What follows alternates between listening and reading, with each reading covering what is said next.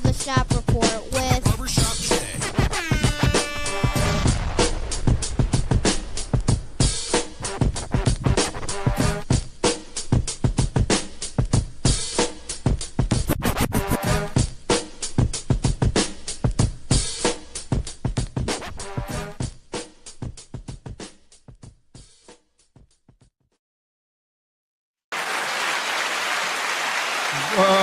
What up, sports fans? Welcome to the Shop Report. I'm Barbershop Jay. I'll be your host for the day. Here's what's happening. But first, I want to remind you the Shop Report is brought to you by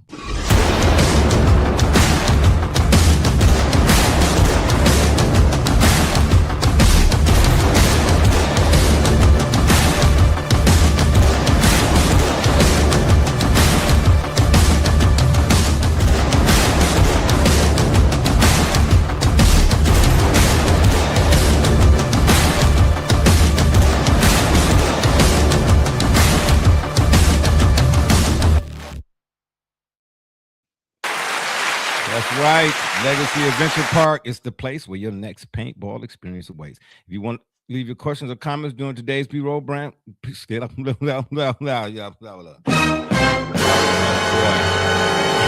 to leave your questions or comments during today's program, by all means, please do so, and we will throw it up on the screen. And y'all know what's coming next. If you're one of them folks that wants to leave a question or comment that's indignant or ignorant in nature, won't be seen on this screen. Matter of fact, here's what you'll get. Ain't nobody got time for that. That being said, joining me on the program today is my captain across the way. I usually don't know his name, Joey James, a.k.a. Double J. Tell the people what you say. In my best, Denny Green, the Pistons are who I said they were. Oh, boy. Here we go. Is Gully coming or not? No idea? All right. Anywho, we got a live one for y'all today. We're going to talk about don't do that. We're going to talk about the NFL draft, first round only. You know, I didn't get to see all of the whole for whatever reason, this NFL draft felt like 12 days. It really was a long one. But it was fast, but it was long. Do that make sense? Okay, I don't know. And we're going to give y'all an NBA playoff update. But first, Damon Jones pleaded guilty in court today to this gambling thing. Is that a big deal or no deal? It is a bigger deal than many would have assumed, because remember, he initially pleaded not guilty. Right. But I think it's a bunch of bull. For real, for real. Yeah, it's a double standard. The NBA promotes gambling. They bought in. They made it legal. Well, and we just had the Texas Tech quarterback also go to rehab. Exactly. Exactly. So, but they put the number at the bottom of the screen. If you got a problem, then call this number. Well, if you stop putting it in my face, then I can help deal with the problem. You know, I'm surprised. Truthfully, I will say, as somebody that's partaked at one point in time or another, it would be if someone did have an issue. You know, this is unlike any, this is not when Pookie said it keeps calling me. He didn't have it on his phone. How you know Pookie? And who is Pookie? Pookie from where? I know a Pookie. Okay. From New Jack City, man. Oh, I'm about to say, because the Pookie I know, he had a lot of anyway. Okay. When Pookie said what happened now, okay. So the infamous quote from the I want to say 1992 film New Jack City.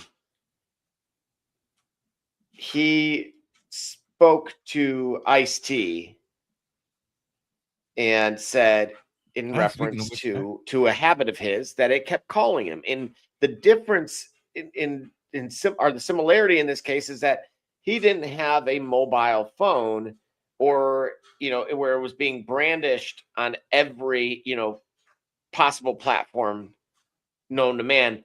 Where you're getting constant contact via email, text.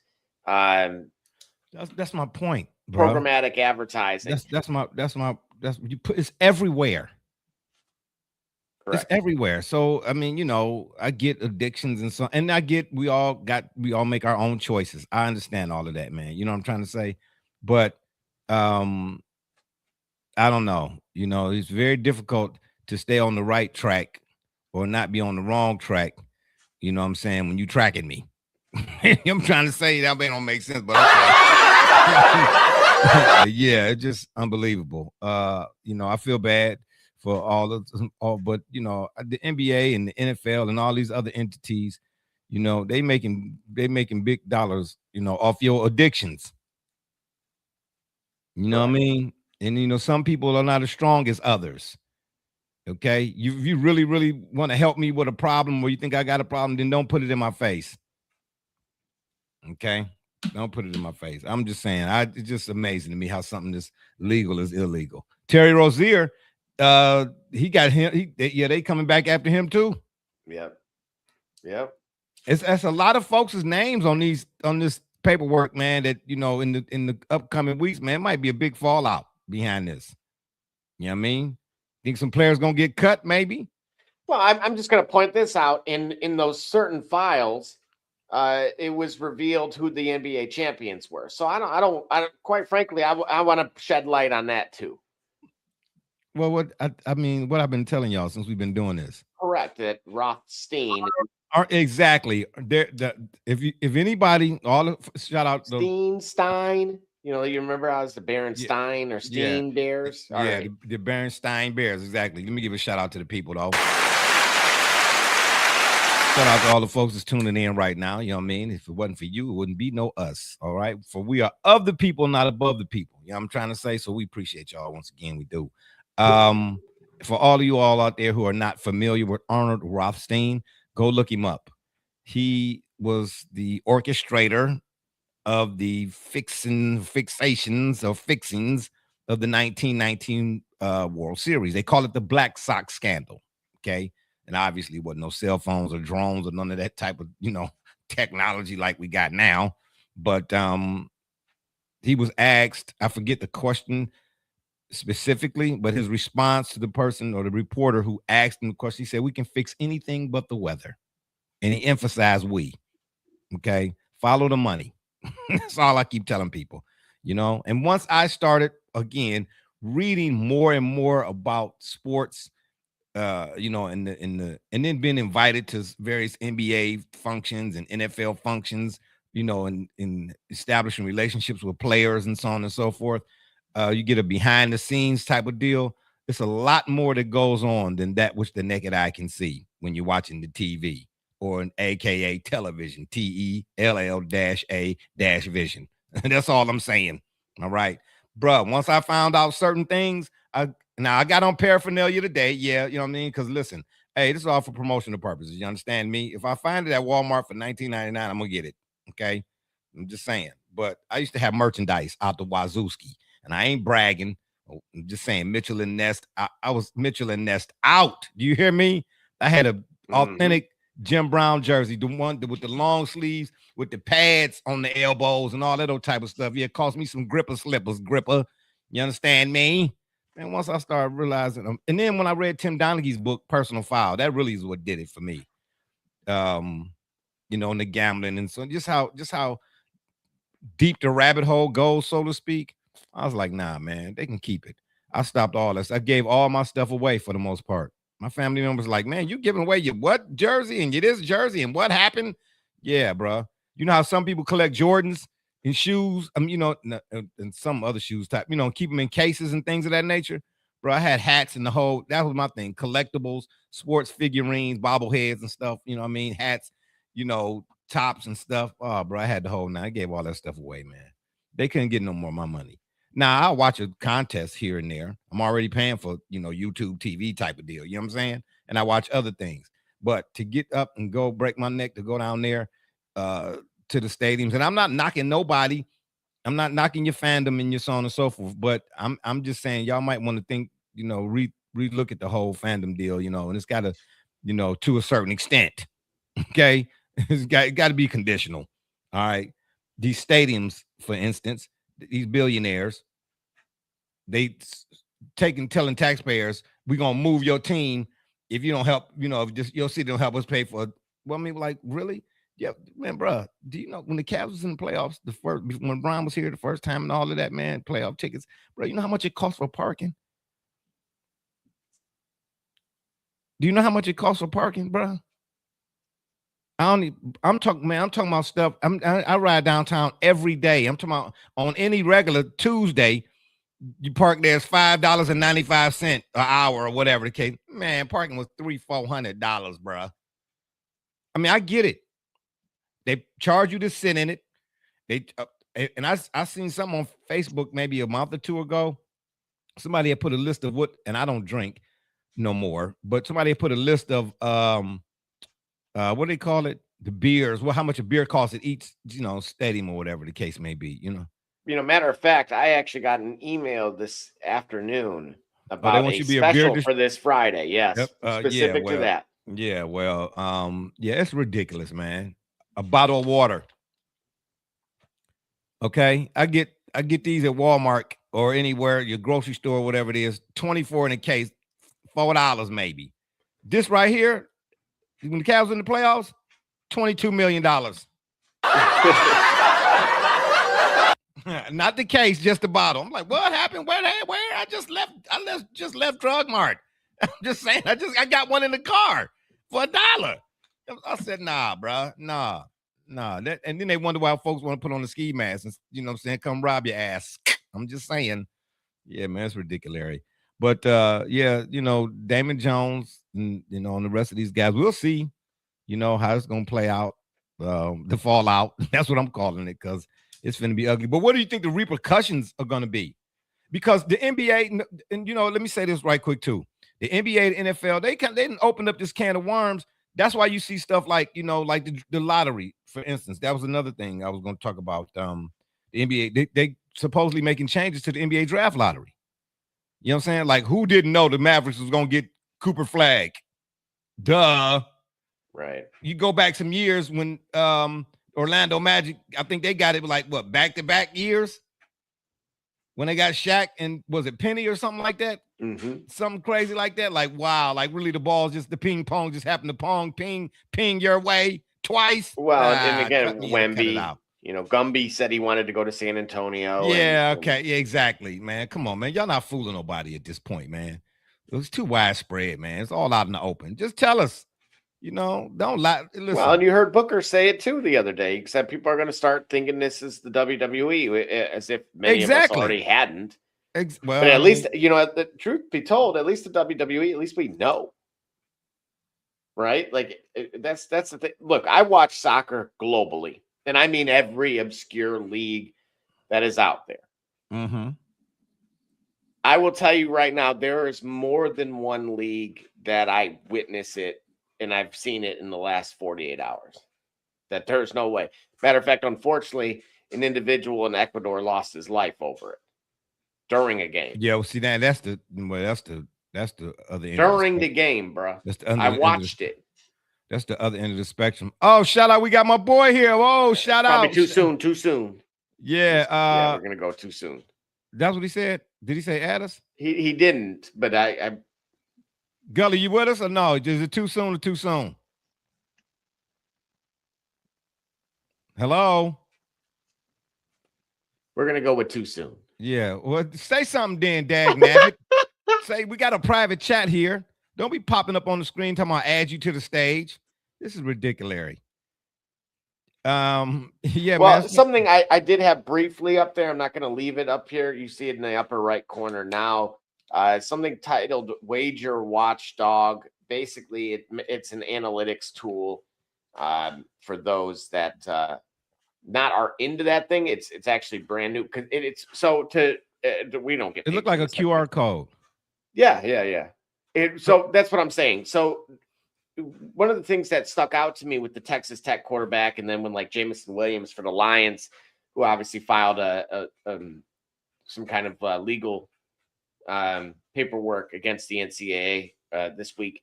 But it's the whole insider trading part that gets me. The Browns had a linebacker a couple years ago. I forget what his name. I'll give you an easier example. You had the individual Aaron Gordon, I believe, kind of snitched on himself a little bit. At least it felt that way. He was like, you can hook your homies up and just say like, hey, take my under tonight. And I'm going to play 3 minutes and I'm out. And it was like, That sounded too much like the "if I did it." Yeah, what you mean? You tipping the scales, bro. Come on, bro. Come on. But now Just listen. At Okay, least so have me be the homies, like. yeah, no, well, yeah, that's right. Yeah, if you know what I'm saying, there ain't no the homies can't have none, right? Anywho, just saying. But bruh, come on now. Okay, so if you ain't one of the homies, bruh, man, listen. Right, and you took the over. That's what, bruh. But it's a lot of people. I know a lot of people who they put these parlays together, man, and they do it. They do sports betting like most people play the lottery. And I mean the lottery. You know what I mean? I know people who set aside monies, man, every everything, bro. And I don't care. They will not buy milk or bread, but you better go play my numbers. You know what I'm trying to say? I'm talking about faithfully. So it's ingrained almost. It's serious business. And I find out you out here, different situation, but the premise is the same. I remember one time when Sean Porter, I gotta catch up with him too, man. They used to I used to be with him and his dad. They used to train at this Gold's Gym on Route 43 in Bedford. And I forget who it was at the time. It was one boxer who got caught doping, so to speak, right? So I asked him, I said, man, how would you feel? He said, man, if I put all my work in the right way, and I find out you did it the wrong way, I'm gonna have a problem with that. So my point is, if I'm playing this thinking I'm gonna have a chance to win, and you done, what I'm saying, you done tilted the scales, for that dude over there. Nah, bro, it's gonna be a problem, bro. I'm gonna see y'all in the parking lot. Right. You know what I'm saying? That's gonna be, and every 19 minutes the place goes crazy at Northfield Park, baby. You understand what I'm trying to say? That used to be part of the commercial and the slogan and whatnot. It's just ridiculous, man. It's just ridiculous. But again, the NBA in particular, they done created a monster. Y'all signed off on this. What you expect was gonna happen? And I want to know what changes will they make to the draft lottery. Gully, you ready? What is he doing? He keep jumping in and jumping out. Hey, man, this ain't hokey pokey. Stick your left toe in, stick your right toe out. We ain't finna, this ain't twisted. Don't do that now. We finna go, it's gonna be a situation up in here. I'm just saying, man, you help me to understand. Legal is illegal, depending on who you are. Or illegal ain't not legal, depending on who you are. Did that make sense? I'm just asking. You tell me. You tell me. You think Damon gonna get some jail time? Yeah, somewhere in the neighborhood of 12 to 27 months. Oh, well, you said that like so it's a couple just dropping the bucket. Well, and the thing is, man, the illegal poker game portion of it, I think is more of a, that's what we needed to get you. But so the difference being, so they're gonna get Chauncey too then. Yeah. But Chauncey pleaded not guilty. I mean, we'll see how that goes. He'll probably end up with probation, but Jones, on the other hand, remember, he also acknowledged that he was giving insider information, which is, to your point, exactly what kind of we were just discussing a moment ago. About like, hey, take this dude's under, take this. And specifically what it was, and this is a big deal because of every bit of what you've already stated. But Donaghy didn't do no jail time, I don't think. Yes, he did. Did he? Yeah, dude. I read the book. Hang on. Oh, excuse me. I read the book. Excuse me, y'all. I read the book, and I don't even remember him doing it. But it's been so long ago since I read it. In my memory, like the transmission on the 68 Buick that's been sitting in the garage too long. My memory do be slipping. 15 months. Did he? He did 15 months? In the feds, too. Oh, yeah. That, ooh-wee. Yeah, that wasn't, I mean, don't get me wrong. Crook County in Chicago, they'll tell you, that the county could be as bad, but no, ain't nothing like fair. Ain't nothing like I know, fair time. Right? That's what I'm saying. That's a different kind. Yeah, ain't nothing like fair time is a whole different ball game. And so again, we'll see what happens with Jones in particular, but what was one of the biggest takeaways from that was that there was injury reports that weren't public, meaning what was being told to the public was not accurate. Okay, so I know who we blaming for that. Now you ain't blaming Damon Jones for that. I know. No, correct. And this is what I'm saying. The bigger issue. So hold There's up a there bigger now. issue going on. Hold yes. up there now. Wait a minute. Hold on. Close the front door and shut the window.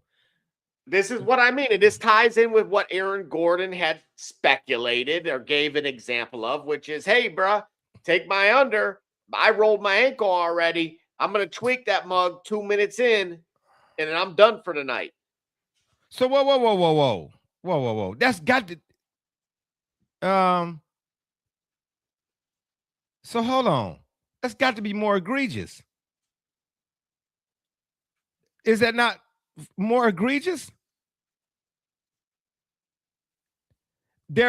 Hold on. So the injury report. So hold on now.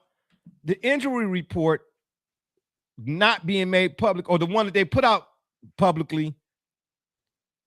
So you're telling me there were omissions, or it wasn't? Yes, and look, I watched the league this year.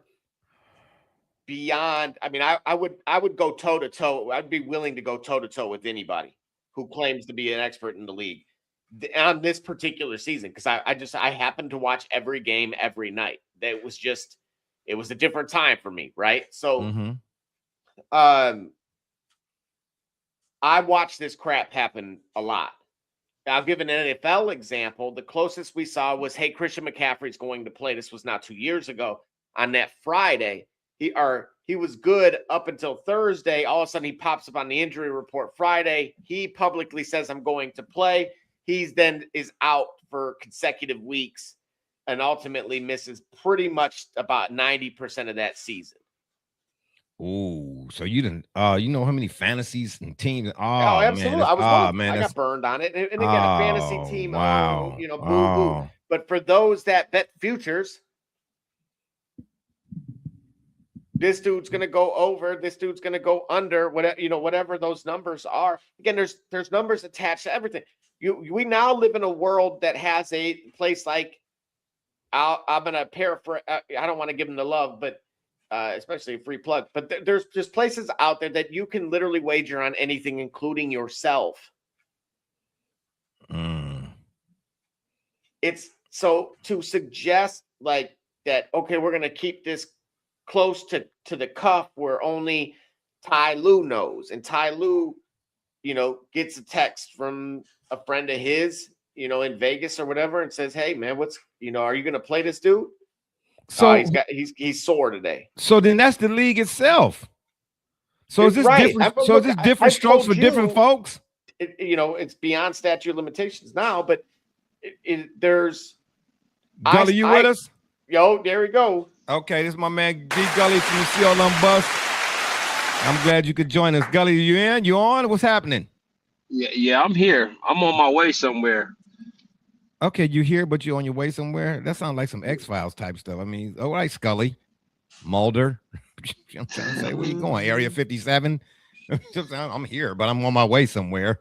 Nah, might be in Northeast Ohio. Might be circling around. Might make a pop-up. Hey, it don't make no. Hey, listen. Close that back door. Hey, I'm headed my HOA. Okay, I got the. All right. I got the police on speed dial.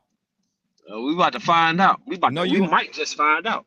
I don't know why you're gonna do that, man. I don't have no other chair for you to sit in here. How you just gonna pop up in somebody's house, man? That's why it's called a pop up. That's the whole point. Okay, Pookie, you're gonna get popped off one time. You know what I'm trying to say? You roll up on this, you know what I'm saying? Yeah, you know what I'm saying? Yeah. Ain't nobody over here drinking gin and juice. I don't know what's going on with y'all today. But for them to deliberately not put out who was injured and whatnot, bruh. That's somebody got if Damon Jones gonna get 28 months, who gonna get how many months and who gonna get the months for that? Right. Remember, it's always the people it's always the puppets, never the puppet masters. Right. Okay. All right. So that's what we're dealing with here. Yeah, Okay. clearly, right? Because why do we know a name to it? And you figure so that's to suggest that Damon Jones masterminded the idea. Damon Jones was the orchestrator behind it. Come on, man. Oh yeah, I know better. Oh, okay, got you. All right, I know better than that. But right, we got to put a face to it, so the folks can have the fodder and the breadcrumbs to talk about it. Lead them over there. Let the trail go that way. Oh, Damon Jones is this. But the folks behind the scenes, the behind it. You know what I mean? They, yeah. Okay. Right, it's as we go, man. I mean, it's as it goes, right? It's controlling markets, controlling, like you called it, futures, right? Double J. Mm-hmm. Yeah. Yeah, it's all about the idea of controlling the flow of things, and I'm surprised at how I still keep getting surprised that the money's behind the things and the way it moves. Like shouldn't I be over it by now? You know what I'm saying? Like for myself, like, man, for real, like it's yet another way, yet another means, and I keep getting surprised, like at what I shouldn't be surprised at. You know what I'm saying? It makes me numb to it all. Right. That's part of it though, because we know it, but it seems like it's always something new. Right. That's actually surprising. Right. Because what he just said was surprising to me. Did you hear what he said? He said about the injury report. Yeah, I know y'all said Damon Jones, and unfortunately, that's the whole point. That kind of speaks to my point. See, and it's almost like my grasp of the conversation is almost indicative of the overall problem itself. I didn't know in full context what y'all said, but the one name y'all said that was involved in some funny stuff was Damon Jones, and that's like exactly how the narrative needs to be pushed. We don't know the truth, but we just know Damon Jones. You follow what I'm saying? Yeah. Well, we know. We do know the truth. That somebody got caught in some gambling type of stuff. But we know one name. We know Damon Jones. Right. Because when this first broke, so to speak, there was some mafia and all that old type of stuff that's supposed to be involved. But we ain't hear none of them names. Right. Well, and again, that was in the court proceedings. That Damon Jones was in a scheme to sell non-public inside information, injury information to gamblers. Okay, but so this now falls outside of the scope of a poker game, right? So he was getting information from a team trainer and used his closeness to players to know who was sitting out or limited before it was publicly known. So again, before the line changes. So I know an influencer, we'll call him, that publicly tries to put plays together for people, and he'll say, "Okay, I like this matchup with this dude, right on a live, no different than us." And within minutes, that player is pulled. You don't see they are off just about every major sports book that's out there, because. Is it simply because he said it, or is it already due to line movement? Right? It's got to be some combination of the two. But the difference is it clearly implies they are watching him. Oh. It has gotten to the point where even platforms like FanDuel came under fire about a year or so ago because they made a policy change for essentially what we'll call parlay trains. Meaning you, me, and him all made the same one that paid the same amount, and it hit, and they can refuse to pay it because of that. What? And this is before the Guardians pictures. Got it. That's where I was going next. Well, if you remember with the manual, I sent you guys the third party that we could pay $250 a share on a manual Class A. Huh? To get part of his career earnings. Oh, hold that thought. We're moving gonna take a forward. break. We're gonna take a break. We'll come back. We're gonna finish talking this stuff right here at NBA draft, not NBA draft, excuse me, NBA playoff update, draft lotteries, so on and so forth, and the NFL first round draft. Stay with us. Don't go nowhere. Yeah. It's Cade Cunningham, and you watching the Shop Report. Hey, this is Doug Flynn of the New York Mets. Well, a few other teams, of course, too. And you're watching the Shop Report. Hi, I'm Heath Bell from the New York Mets, and you're listening to the Shop Report podcast. Yeah. Hey, C.O. Moore, tune in live to the Shop Report, man. Checking in with the Chicago Bears. You heard it here first.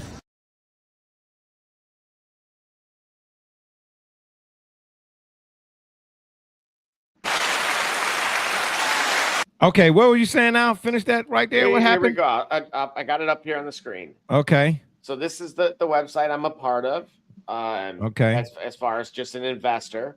Oh, yeah, right. You got you. So you insider. This was insider made stuff, huh? notably most famous by originally, at least the concept was done in a private setting once with Arian Foster, former running back, right? Mm-hmm.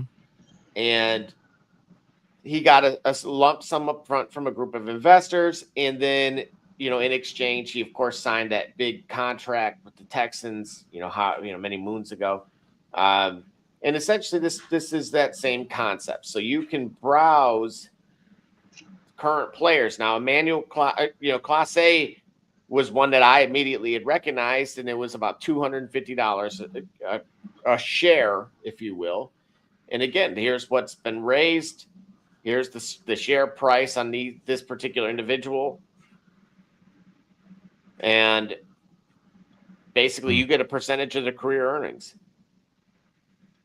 What? This is also very common in race cars. In the F1 on the F1 side as well as I thought it was NASCAR too. Yeah. Yeah, And I'm what you're familiar with seeing- on the racing side. I'm a little bit more into racing nowadays than I am all the others. But I didn't know they was doing this. Now this is MLB, right? Well, these are some of these kids again are just simply prospects.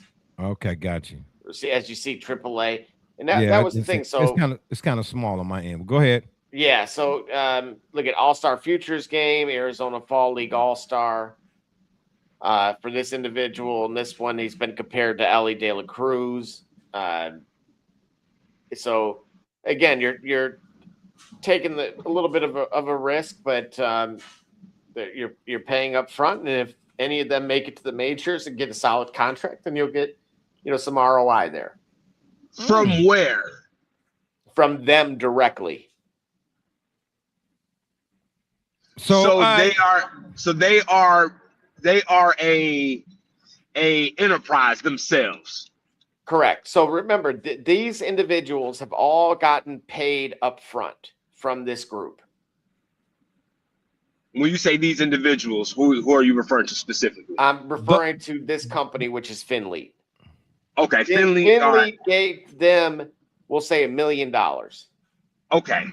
And then Finlead is choosing to then sell shares of that individual to any individual like ourselves.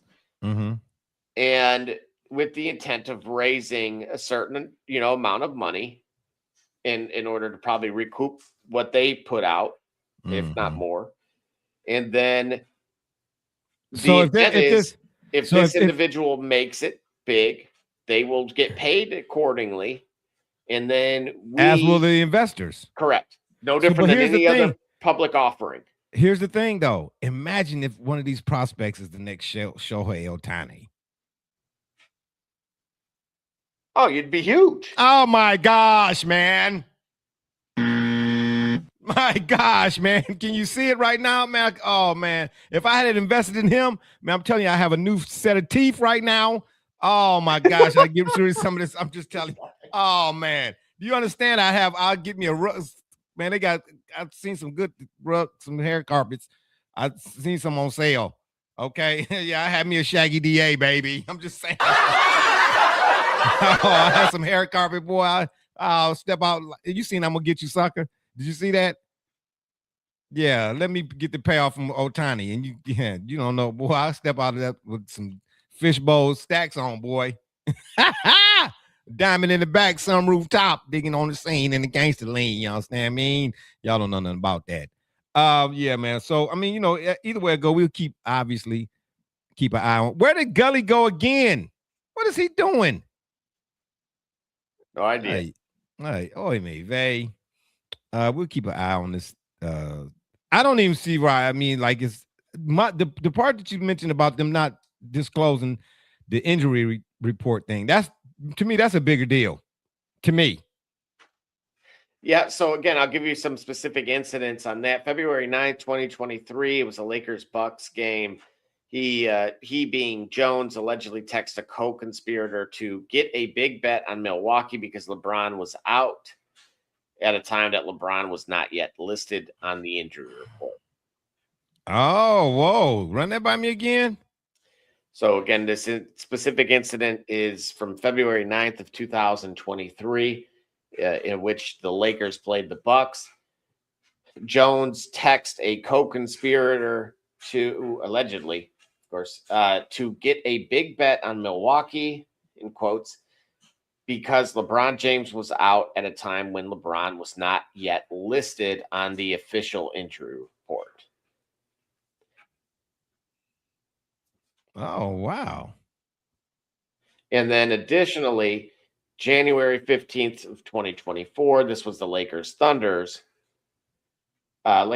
game. Jones allegedly sold information that Anthony Davis would have limited minutes due to injury. However, the tip was incorrect and he played the full minutes, leading to a refund request. I've said it before and I'm gonna say it again. Sports gambling is a ticking time bomb. It is. The question is, how did he get the information on LeBron? What do you mean? Who told him? Oh, I'll give you 1/3 of a 13th of a third of a guess. Man, well, that's a big deal for the face of your league at one point in time. It still is to an extent. It because it likely came from the horse's mouth. Wouldn't one agree? You took the word out. Allegedly. I was just going to ask you who you think it came. You give me one guess who you think it came from. Well, I think that the fact that one was accurate and one was not could only imply who would allegedly seem to make the most sense. I'm tiptoeing on that. I'm walking on eggshells backwards. Yeah. You type for obvious reasons over Niagara Falls with that one. Yeah. You know what I'm saying? In one of those January barrels. Didn't somebody do that? Oh man, there's been a few people that went over the side in the barrel. You didn't know that? Oh man, there's been a whole bunch of folks that went over the Niagara Falls. I haven't been over there in like 7 years. So yes, I'm talking about going all the way back to like early 1900s, bro. However long the fall's been around, man, it's been more than a few people. I'm just glad you didn't say the late 1900s. Okay, like what did I say? Did I? I said the late 1900s. You said the early. Okay, where it was actually. Oh well. Rumbling, bumbling, stumbling. You know what I'm saying? That's what we do here. Yeah, man. Niagara Falls, man. Please. It's been folks went over in their underwear. You know what I mean? Yeah, man. Please. Somebody had to wash their drawers or something. I don't know. You know what I'm saying? Why not just get a Maytag? I'm trying to say, seems a bit extreme if you're asking me. Oh boy. Yeah. Okay. Well, let's get to some of this NFL draft talk. We are only doing the first round. You got me a graph, anything up there, Double J? And we're gonna talk about who graded out who.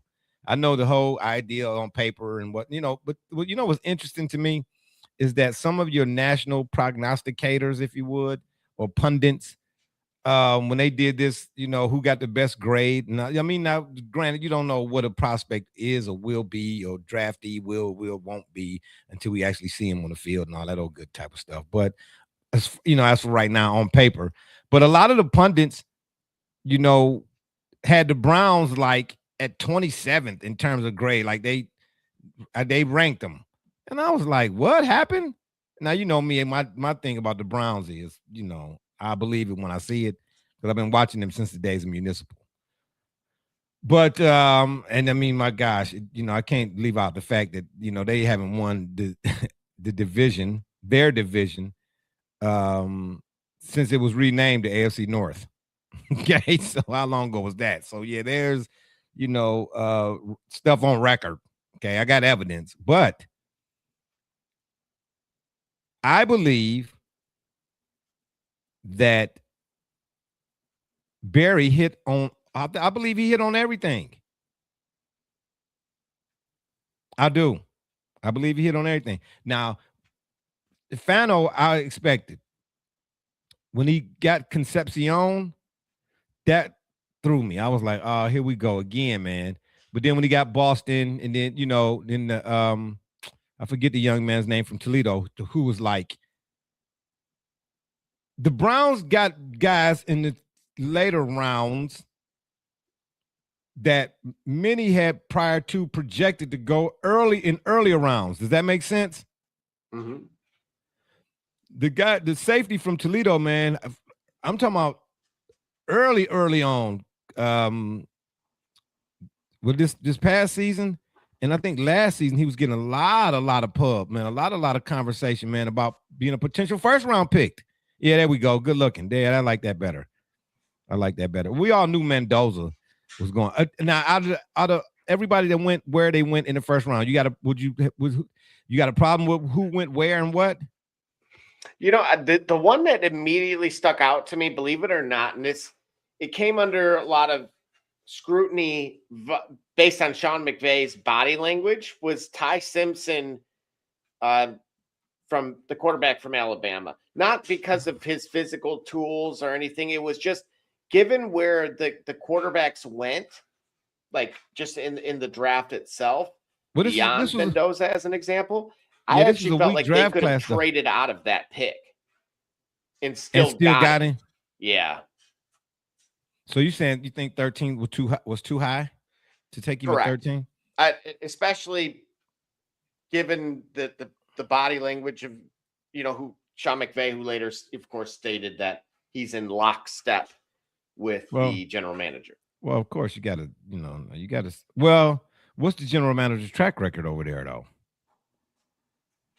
I wouldn't suggest that he's whiffed or anything. It's just that I think all of us agree. Yes, Matt Stafford's not getting any younger, and yes, he had some back issues last year, and he's had back issues largely. You could thank the Lions in those early years for that. The Rams. I remember one game against the Browns. The Browns, unbelievably to me, sacked him about 58 times in that game, and he still separated his shoulder, if I'm not mistaken. Still got up off the carpet and beat him. Anywho, that's never mind. That's neither here nor there. But the Rams are in win now mode, so you would think that they would have taken somebody to help maybe complement the win now type of deal, right? And not necessarily a guy who might be your future quarterback, right? Mm-hmm. At that particular pick or whatnot. But I don't see the Rams being the type of organization, at least not under McVay, that they will be anywhere or in position next year to get one of next year's guys. Because the quarterback crop for next year is far better than it was this year. Unless but McVay and there's who are the, give me three of the who you might consider to be NFL quarterback whisperers. Shanahan, McVay are two. And then the McConnell in Minnesota? Yes, that'd be fair. Well, I mean, they started. Well, wait a minute. What do you do with JJ, huh? I was just about to say. So I'm just saying though. So you got to figure, my saying when it comes to stuff like this, man. I don't care what sport it is. And I can say this about the Browns.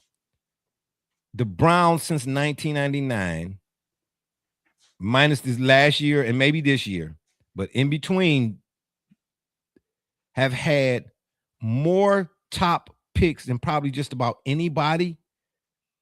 And I'm just going off the top of my head here. The majority of those picks either flamed out, no longer in the league, or they're not even Canadian worthy, CFL worthy. I'm just saying. So Well, you know what? I want to give a little love here. I'm going to be in the minority big time. Oh, Pavia. You can come Pavia. Yeah. Oh, my gosh. Oh, please stop it. I am. Because you know what? Oh, stop They came after the character. Well, he was running his mouth. To the nth degree. And the kid goes undrafted for probably outside of his height. It had a lot. Because look, we've seen small hands with Kenny Pickett get a 7-year career out of it. So yeah, but you know how the NFL do now. Well, you can't come. You can't come out talking. You can't be fly talking and think they be like, oh, well, you gonna get to walking. Okay, well, right, because what did he say? He was going to represent himself. That's dangerous talk. Hey, listen. Hey, I'm just saying. I mean, I'm all for entrepreneurship. Just saying. Okay, but he negotiated somehow. Right. I'm gonna say it that way, just based on what everybody else has unfairly, labeled him. He somehow negotiated a 3-year deal with the Ravens. Shout out to that. Shout out for that. Absolutely. So call it what you want. He got it done, and of course, I will double down on what you're saying about why, if I'm Sean McVay, I would have been arms crossed, a little ho-hum as well, because I've told you about Darian Mensah in particular since he was at Tulane. And then, of course, he went to Duke last year. It got them, that only resulted in them being ACC champions. He's balling. Yeah. And now he's at the U. Well, I mean, ain't nothing I can do. I'm not a U fan no more like that, bro. So ain't nothing I can do with the U. Well, you know what I'm saying? I can just watch it. Look, I've told you about 2 quarterbacks in particular. I told you about Dante Moore from Detroit King, and he's projected a top 3 pick. And Darian Mensah from in next year's draft? Yes. Oh, absolutely not. Absolutely. They got Dante Moore, Darian Mensah, and of course, Arch Manning. We talk about futures bettors. Right. There's your Heisman. One of them, So you betting on Arch Manning? I'm not. I'm not a futures guy. I can't. So wait. I need something I feel like is most likely going to occur, and I ain't trying to wait that long. Okay, so what about Chambliss and Lenore Sellers? Well, Chambliss has an injunction filed by the same county that Ole Miss is located in. But they got Lenore Sellers going to the Browns. Oh, hell no.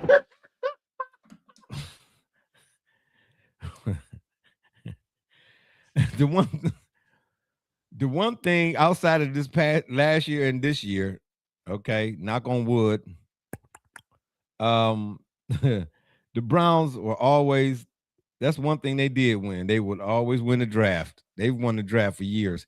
But to my point, I was trying to make a little bit ago. The Browns, and I was using the Browns because they were the only team to come to mind at the time. The Browns have had so many picks throughout the years since '99, so many picks, and those picks didn't pan out. Now, part of that's because the pick, Trent Richardson. Oh, man. And at the same time, or on the flip side, is who's doing the picking. Mm-hmm. You don't send me your resume and tell me you're a top 5-star chef or whatever it is, and I go get you and I own the restaurant. I go buy I import lobster from Maine and, shrimp from, well, probably not from China. I'm just saying, work with me here. Well, I'm just saying, I get you all the tomahawk steak. I get you all the best ingredients, and you keep setting the kitchen on fire. I'm gonna have to that's my fault for not checking your references. You know what I'm saying? I find out that you can't even flambe a hot dog. I'm just saying. Oh no. So it's who's doing the cooking. You understand me? Tony Dungy said, I have to say this every time. If I have to say it and keep saying it, so be it. I'll say it till I can't say it no more. Mama said, Mama sa mumaku sa. He said, any pick can be a hit or miss. The book was called Quiet Storm, by the way. Very good read. He said, Tony Dungy, any pick can be a hit or miss, regardless of when and where picked. He said, the key to a successful draft is, do you have the people in place who understand how to minimize the risk? See, that's what's most likely going to occur. Do the Rams have that in place? The reason I'm going to lean yes here. Okay. Then taking Ty Simpson at 13. Then taking Ty Simpson at 13 is that's just a no-brainer. Yeah, if you feel like they got the folks in place. Correct. Well, look, and that's what I'm saying. This is, in fairness, this is a difference of opinion based on where they're sitting, where their seat is at the table, right? The GM's looking at this and saying, look, in a year from now, you're absolutely right, Barbershop Jay. There's going to be way better quarterbacks potentially and more of them. That unfortunately means they're going to go faster. And I anticipate us having a better season, meaning a worse pick, which means we either are going to have to trade up for one of them, and we may not get our best fit. So you saying that they took Ty because he's their best fit? Correct. And he's their best fit based on what? Because listen, if the student is having trouble with information, at what point do you take a look at the teachers? What I always say, right? So do you feel like he's their best fit because they got a whisperer? Well, I'll just say this. There's a reason no sitting U.S. president has ever put their kids in public school. Whoa. Hold up there now. Wait a minute. Whoa. Was that? Whoa. Let me give you a button there. What happened? I didn't see I that. don't think is that breaking news? It might be. I mean, breaking news. I feel sorry for it broke something. You broke something over there. I'm trying to tell you. No president has ever put their kids in public school. Oh, wow. That's a new one on me. I didn't know that. I don't know. Is that a good thing or a bad thing? Or what you telling me? It's a terrible thing if you believe in the public school system, unfortunately. Well. Or at the very least, it's a do as I say, not as I do. Wink. Yeah, that's a whole nother story and conversation for another day because. Well, to your point, it was, like you said, who's doing the grocery shopping? But then also, where are they, if I'm telling you, look at me, the CEO, bite into this object. Yeah. Trying to convince you to enjoy it when I clearly am going to upchuck it as quickly as possible. Well, look, I don't know. I trust the Rams taking Ty Simpson at 13 more so than I would have the Browns taking him at 13 if Kevin Stefanski was still a coach. You get my point? You see where I'm drifting? Okay, like what happened? Like it don't matter how many picks you get. The Browns, the Browns got 11 picks. That's fine. You can have that many, but if the guy who doing the picking don't have a clue, then what good do it do you? Shout out to Jay for that going that way, baby. You notice Stefanski's Falcons are not on this list. Well, they didn't have a first round pick or whatever. Hey, the Browns traded up with KC though. They got that man. That dude. I wish they had. But knowing them, they probably wouldn't have drafted him. Mansour Delane. KC couldn't wait. They snatched him quick. The pick was in. Well, right, but and again, just for context, I was saying that on purpose because it was Atlanta who traded that pick to the Rams. Oh, was it? I didn't know that. Oh, wow. No, Kevin had it already. There you go. Some things never change, Browns fans. Yeah, he got more talent down there around, than he did. I don't know. Well, Drake London, Bijan. Got Tua. Tua who? Turn the ball over? Nah, he went to Atlanta? Yeah. Man, get the Fashizi, man. I'm about to make me say something, boy. Ain't nobody got time for that. What happened? I didn't even know that. Nah, man. Yeah. Stop pulling the chains. Did he? Sir. Oh, man. Oh, yeah. Atlanta, y'all in trouble. Y'all got Kevin Stefanski, baby. Good riddance. Okay. Good riddance. Okay, my man Gully is back. Gully, you ready? Yeah, I hope so. Well, whatever. It sounded to me like you didn't stop eating because you was over there chewing in my ear. I wasn't chewing at all, bro. You was eating something before you left, but don't lie. The lie I for wasn't me. chewing at all, bro. Yes, you was, man. Stop lying like a There's rug right nothing now. to chew in this car, bro. You was eating, bruh. What are you eating the leather? What Come do you on. make it sound like, bruh? Bruh, Hold for on. real. See, you know what? This is why we gotta go live. This is why we gotta go live. Nah. This is why we have to go live. I Nah. wasn't chewing nothing, bruh. Yes, man. You lying like a rug right now. Bruh, there's nothing to chew in this car. Bruh. There's nothing to chew in the car, my guy. See, Okay. you know what? You know All what? right, This is Bill. what I'm All right, trying to Bill. say. This is what- All right, Bill. I need to go Cosby. I've been live around in him studio, enough, bro. bro. I know too. Yeah, well then come live to the studio. Nobody care. Ain't nobody scared. All right, I I'm need to about go to live pull in the up. studio. I'm seconds away, bro. I'm about to pull up. Hey, well, you ain't getting in here. You know what I'm saying? It's after midnight. All right, You know what I'm well. saying? You know what I'm saying? Hey, don't make me have to call the police. A strange black man in my neighborhood. Are you serious? Oh, you stop it. I'm just saying. I'm call the police. You know what I'm saying? I'm not a Karen. I'm a Ken. Hey, get him. Hi, that guy right there. Hey, check his license. Bro, you was eating something earlier, bro. There's nothing to eat in the car. It's because you There's ate it nothing all. to eat. But there was nothing to eat at the time you said I was eating. I wasn't eating nothing, bro. Well, that must have been Let me your tell you stomach what, rumbling listen, then. I'm I gonna heard tell you how what. you You had was. Zaxby's? Yeah, I don't know where he was Zaxby's, but I know I heard it sound like a camel. I wasn't there's nothing to chew, Like bro. that. I was like, whatever it must be good, man. He over there slacking and smacking, baby. That's crazy, bro. You know what I'm That's saying? absolutely wild. That's absolutely egregious. Well, I'll be the first. I am so utterly appalled and shocked Oh, and please. dismayed Oh, and flabbergasted and dumbfounded and perplexed and flummoxed and all of these. Yes. All of these eloquent and words. all. Are you in awe too? Yeah. Yes, awe. in shock and awe. Oh, yeah, save it. Hell yeah. You was over there. Hey, listen. I mean, I'll be the first one to tell you about my memory. I know my mind's slipping. If I took my hat off, ooh-wee, all you see is cradle cat and the snapback, baby. You understand what I'm trying to say? I already know I'm missing a few. You know what I'm saying? I tell you, I'll be the first one to tell you. I got 7 teeth left, boy. 4 in my mouth and 3 in my pocket. But lie for me. Don't lie to me, okay? That's all I'm asking you. You know what I mean? Anywho, let's get back to the first round of this NFL draft. Yeah, Stefanski, you know, he must think he got enough over there in Atlanta. Yeah, certainly. That's why he went there. Well, I'm talking about to give up the 13. The Rams took Ty Simpson at 13. And I didn't know this till Double J just said it. That was Stefanski's pick. Oh.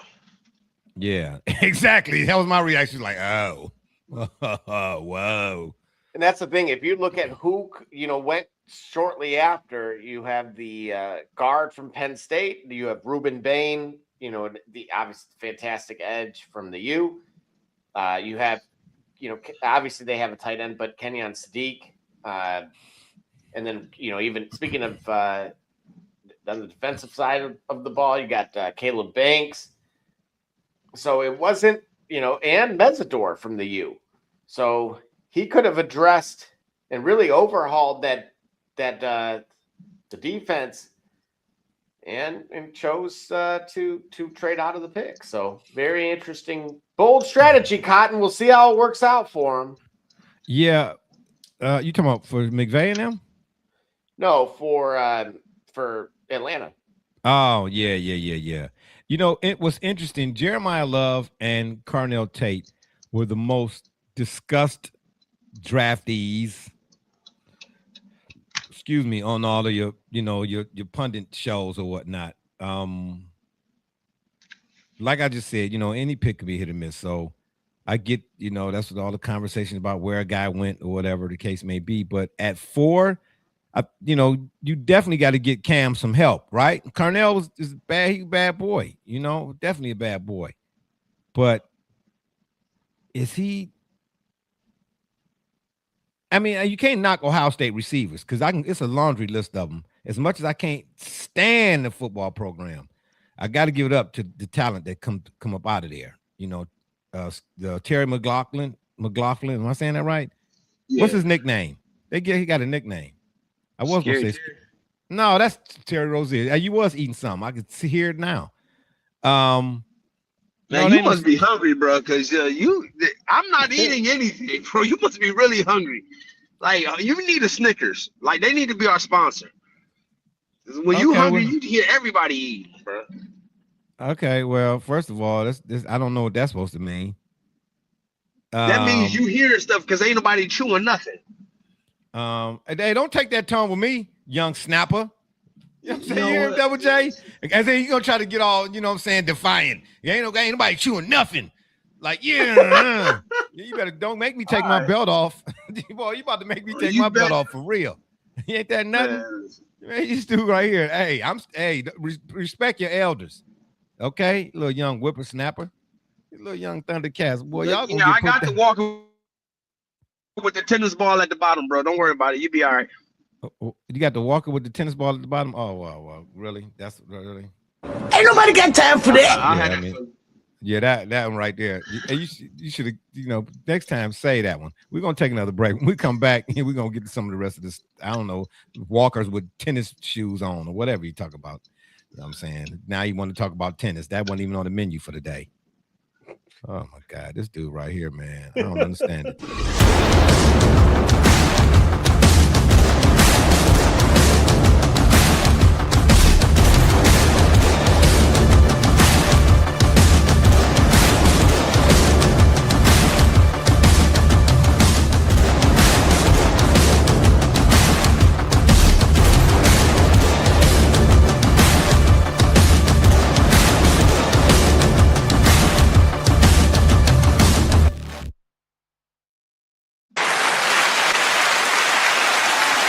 All right, that's right. Legacy Adventure Park is the place where your next paintball experience awaits. I can't wait to get there. You know what I'm saying? After I get rid of my walker with tennis balls, tennis shoes, Deodoras on the bottom of them. I don't know what the heck that's supposed to mean. Ain't that nothing? You know what I'm trying to say, boy? I tell you, these little young whippersnappers, boy, they're getting out of hand. But I don't know. I mean, Carnell at 4. Is that a good fit? Or did they draft best available at that spot, or they just drafting for need? And how can you question him, really? You know, that's like questioning Ohio State's pedigree, wide receiver pedigree, because they got it. Well, that halfway answers the question.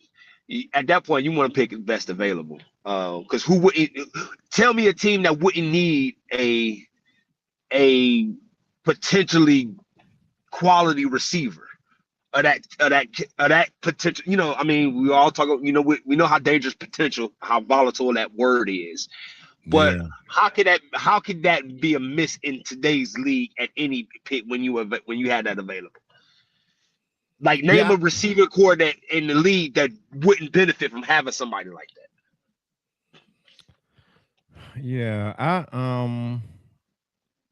I get it, but you know, there was a lot of talk about him not being a number one. He wasn't even a number one on his team. I said that's because Jeremiah Smith, he was right. You know what I'm trying to say? Right. I mean, that's like Thurman Thomas wasn't the number one on his team. Well, it's because of Barry Sanders, bro. Like, whoa, was he? You see what I'm saying? What I'm saying? No, I get what you're saying, but I thought. Wait a minute, what's Barry? Hold on, and I could be even mistaken on that statement I made. Right? I thought. Wait a minute, wasn't Barry number? No, I think Thurman was the. I think Thurman was number one. That's crazy. See, even that type of statement. Yeah, I think. I'm just saying, man. Jeremiah Smith, man, he legit, and they already doing mocks for what next year? I think 2027, and right. They got him take the Browns taking Jeremiah at 4. So I don't expect the Browns to beat. Well, no. Next year, that's Lenora Sellers currently. No, I saw a mock where they had the Browns taking Jeremiah at 4. Yep. See, that's that. But you know, man, the mocks, it's going to be about 76,000 different mock versions of mocking the versions of mocks. Yeah, currently, the one I'm looking at here has him going 6 to the Raiders. Oh my gosh. Don't do that. Oh my goodness. Oh, don't let that happen, man. Oh, don't let that happen. Don't let that happen. Is Waller still over there? No. Is he out the league? No, he was in Miami the second half of the year. Okay. Oh, that's right. That's right. Hey, man, why they doing Pavia and Kyler Murray like that, though? I done seen a couple renditions, man. They got them looking a little real diminutive on these pictures, man. Like, you know what I'm saying? He couldn't join the big boy league, so they had to let him in the little boy league or some crap like that. Why they doing him like that, man? Yeah, why they doing it like that? Hey, and where's Kyler Murray at again? Minnesota. Right. I know, but I just wanted to hear you say it's in Minnesota, huh? So. Well, I mean, look, what was he going to do with that team? What team? You know, Harrison isn't. Oh, don't I know? Yeah, blame it on Harrison. Oh, please. Oh, wow, yeah. They clearly had such a stellar backfield with running backs, right? Bruh, the Kyler Murray experience was over when it first started, bruh. I'm just saying. But hey, look, let's just see what he does in Minnesota. All right, we'll see if the like you said, one of the whisperers. Man, he wasn't doing his homework. I can whisper to you all day, but if you ain't doing your homework. Look, hey, me and Gully, I think we saw Gully. Didn't I show you that film? What film? Which one? With Kyler Murray, where he just like he acknowledges that the edge is there, and then like that the blitz was coming from the right, essentially, and then just snaps the ball, completely ignores it. What? Yeah. There was just some things that as just speaking from limited experience, there were just certain things that one couldn't ignore. That he had more Jamarcus Russell in him than he did Murray. He wasn't watching the tapes. You didn't have to imagine you're looking at your line, you're looking at the protection, and then you're looking at what they're essentially showing they're going to throw at you. Mm-hmm. And you make no adjustment to said protection. You actually turn your back to it. And what happened? The blitz is coming from. And what happened on that particular play? It didn't end well. Of course. Right. Well, I checked the chat. Yeah, I did. Okay. Yeah, you just stay right where you at.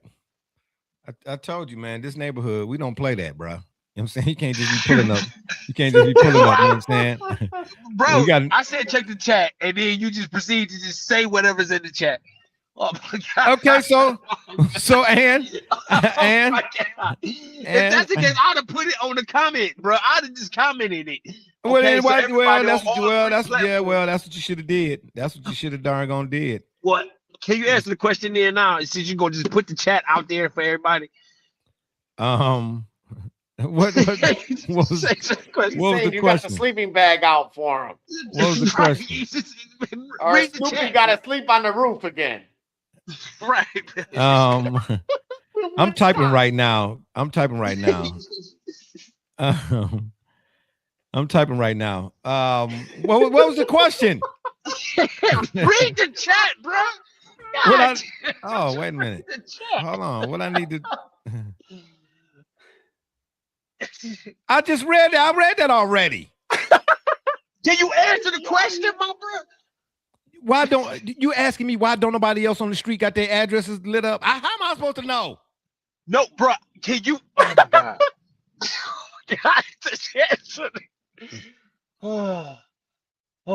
So I assume I'm assuming the answer is yes. Bro, he don't want to go knock on the wrong door, bro.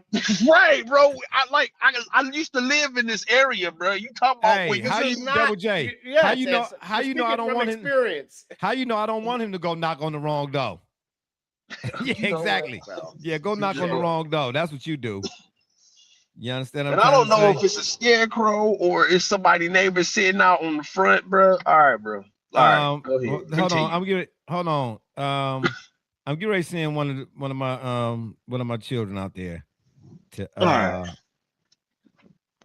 Hold on. What are you? I need some. Give me some landmarks. Where are you in front of? You in front of the crow's nest?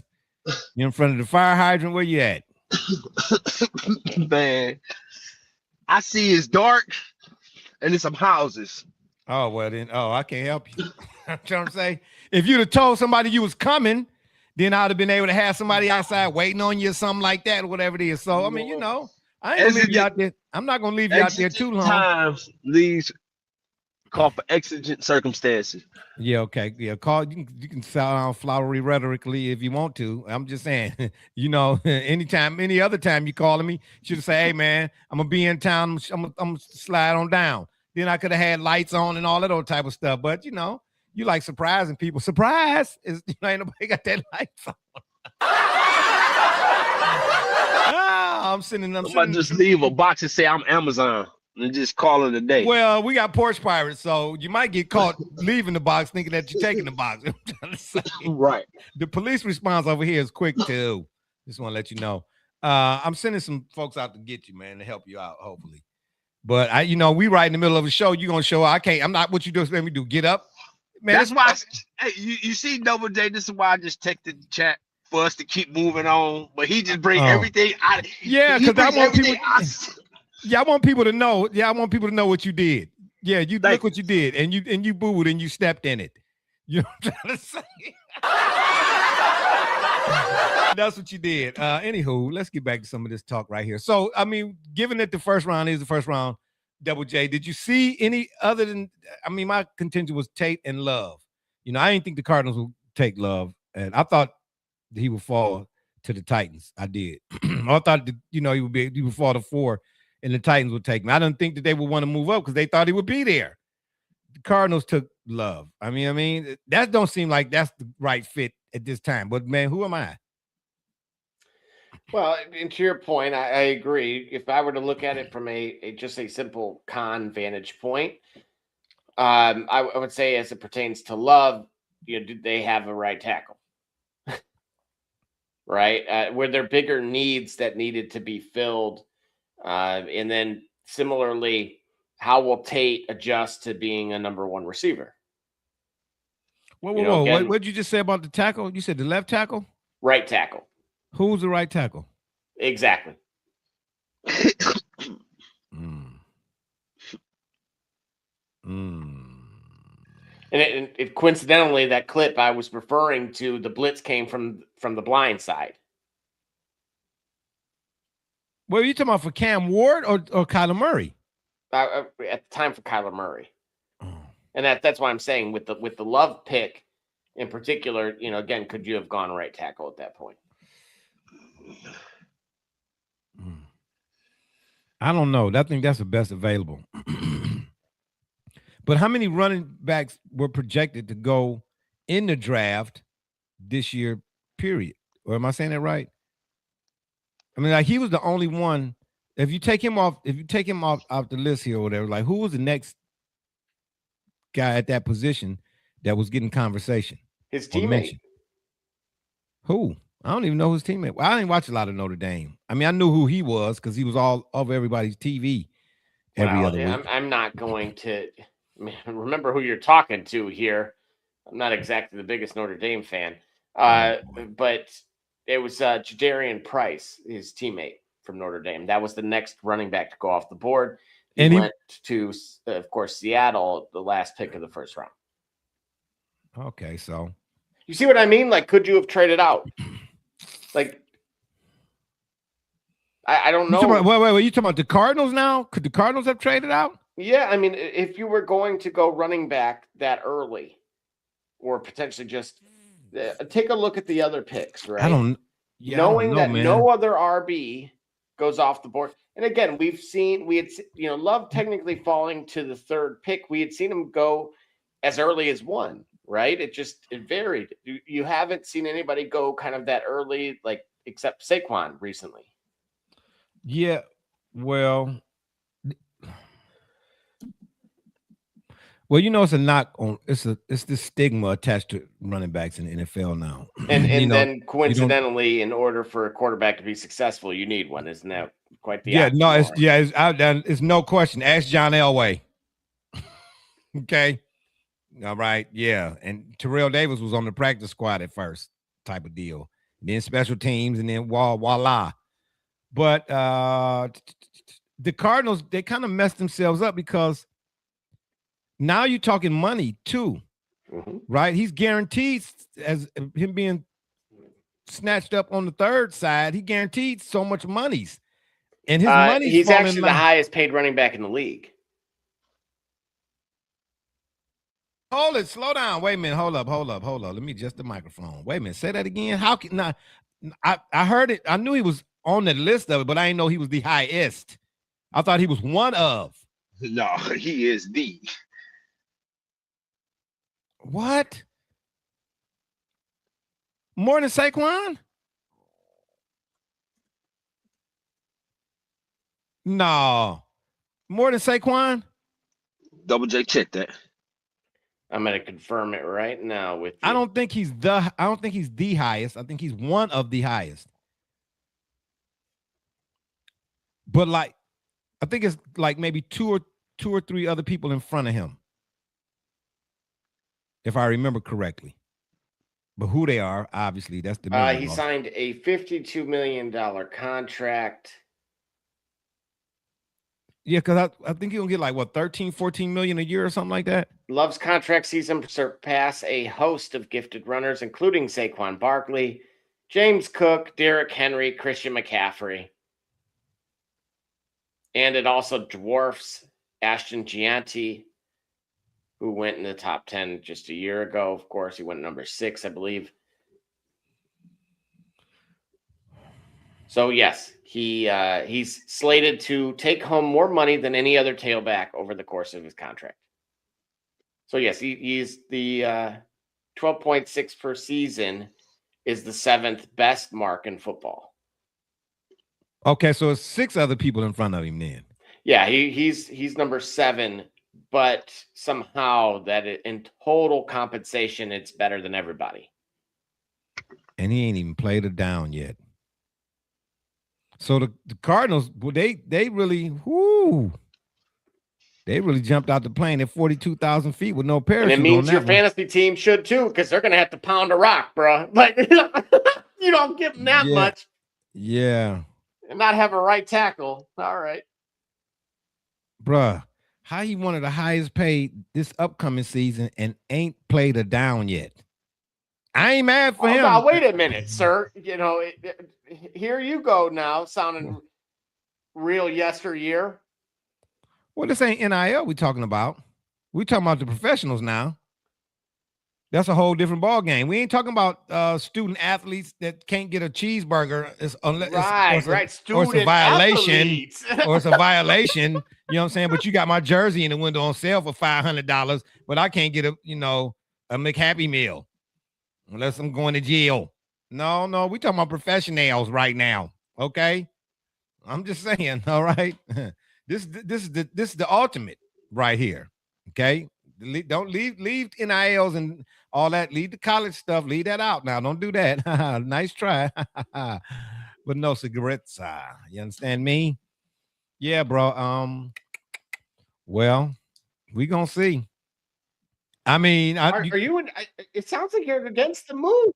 No, I'm not against the move. I'm just saying the Cardinals, but they put their neck out there.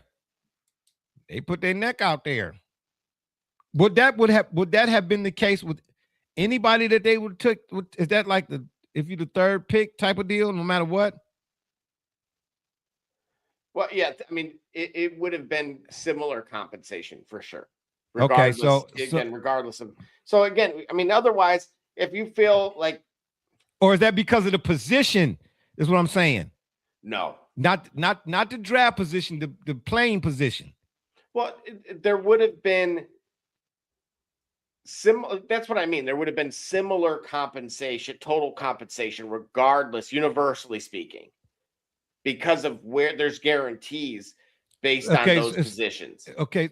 So it's T monies based on you being the third pick. Correct. Okay, so if Carnell Tate had went third, he would have been up there as one of the highest paid.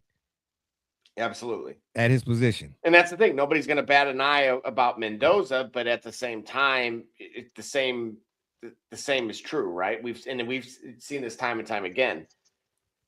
Where I've told you I couldn't pick a quarterback in the top 3 like that, just because of, historically speaking, the percentages of those that have gone good versus bad.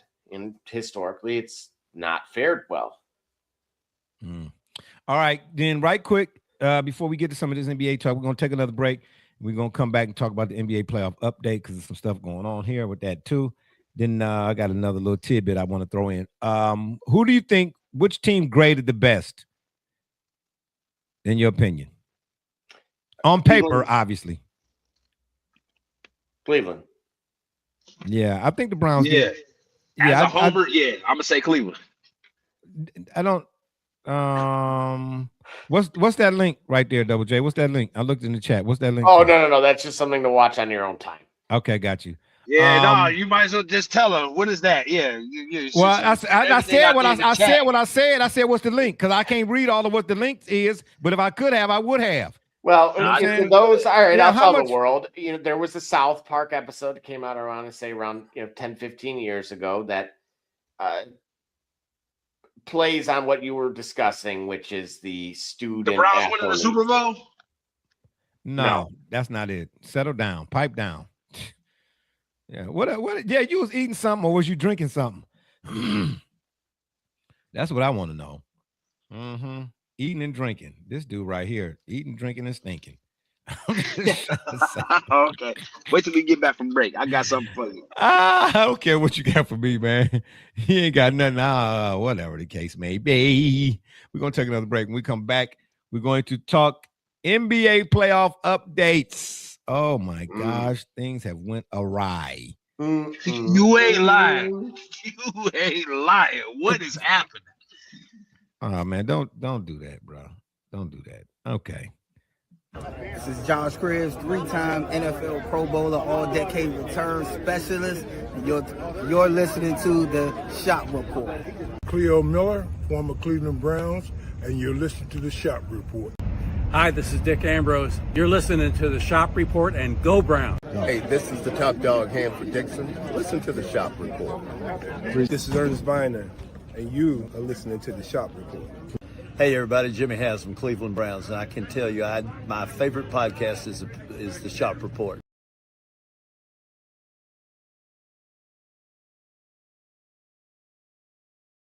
That's my boy, Jimmy H, baby.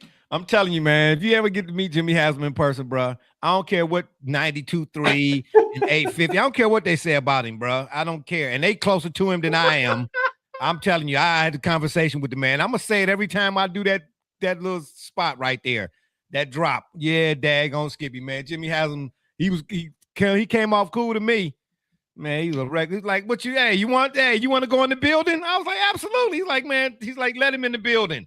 Man, I was all up and through the facilities. Man, I was all up and through the facilities. I got footage. See that? There's other folks out there on shows that act like they're the Browns number one.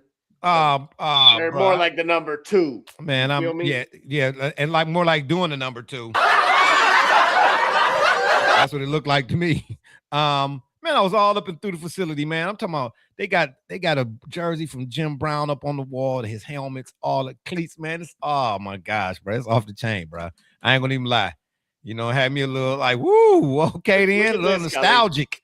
Man, I was all up and through the facilities, bro. Man, Jimmy Haslam, he all right with me. I'm just saying, he all right with me. All right, so let's get to some of this NBA talk, right? What do we want to talk about first? Ant-Man went down.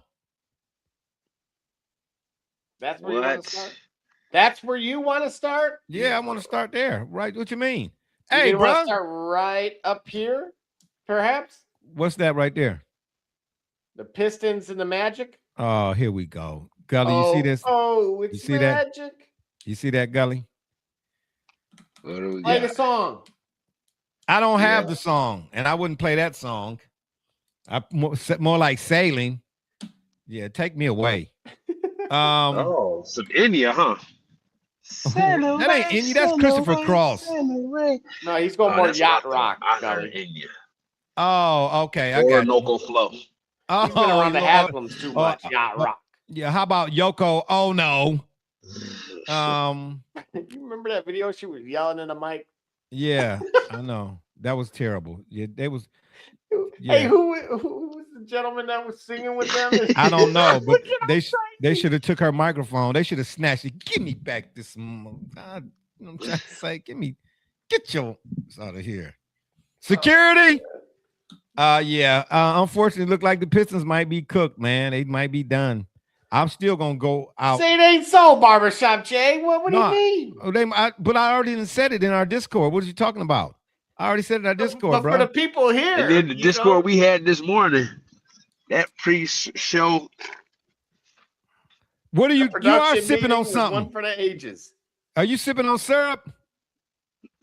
You sipping on something, boy? You sipping on something? You can't fool me. Yeah, but no, what did you talking about? I'm gonna say what I've been saying about the Pistons. They do not. K does not look right, bro. How he's playing is uncharacteristic. I'm telling you right now. I don't know. What you mean, bro? That's collapsed lung, bro. The 24 turnovers in the 3 games isn't who he's been. Nah, bro. K, the turnover machine. That ain't him, bro. That ain't him. At least if he gonna turn the ball over, but he ain't got the dimes to go with it. All throughout the season, if he was turning the ball over, he had the dimes to match it. He had 11 in game 2. He had 9 in game 3, and I do not know how many. He had at least 7 in game 4. Okay, so if he was doing that in the regular season, what I'm saying to you is, I guarantee you his assist to turnover ratio in the regular season was 2-1. At least. In the playoffs, it's backwards, 18-3. Something is wrong with that guy, bro. Something is wrong with that guy. You don't have a collapsed lung. I mean, you say that like you, God forbid, like you didn't have one and you didn't came back from one. That's just collapsed lung, bro. That's no, we're not blaming no collapse. The collapse is the team. The team collapse. I am. I don't want to hear about Cade collapse. I am. Why not? No. Yeah, see what I'm saying? MCL. Why not? Hold on, Double J. Why not? Yeah, tell the people. Everybody, they all watching you. They all watching you. Well, no, because he only had 6 assists in the last game, by the way.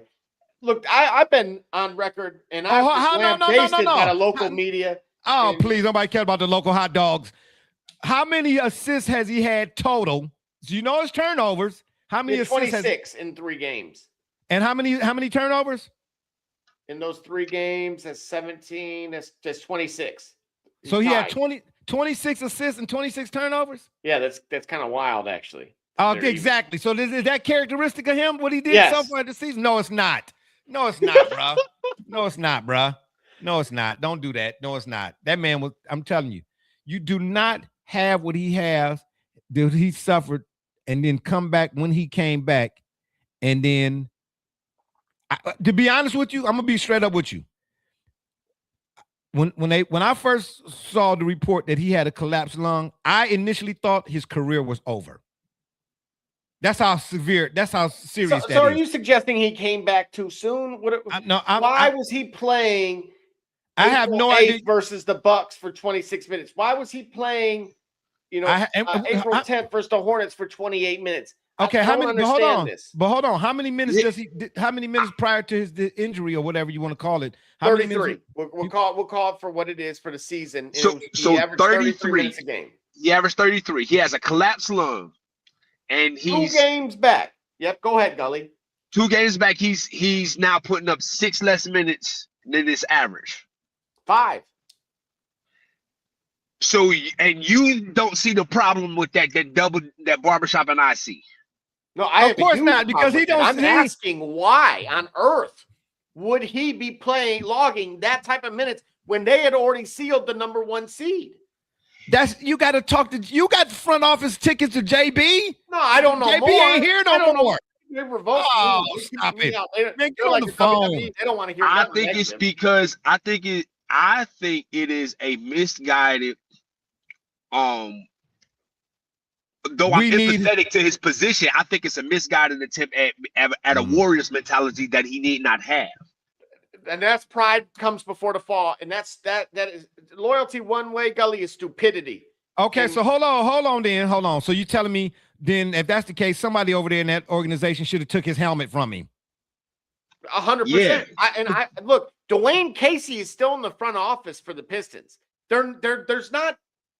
That's a player's first guy. There is no way you're telling me Dwayne Casey co-signed saying run him out there for absolutely no reason whatsoever as far as like gain for the franchise. Well, right? There was no possibility of them losing the number 1 seed or any outside of selfish individual stats, which could very well have been the answer because they pulled him in 2 of those games.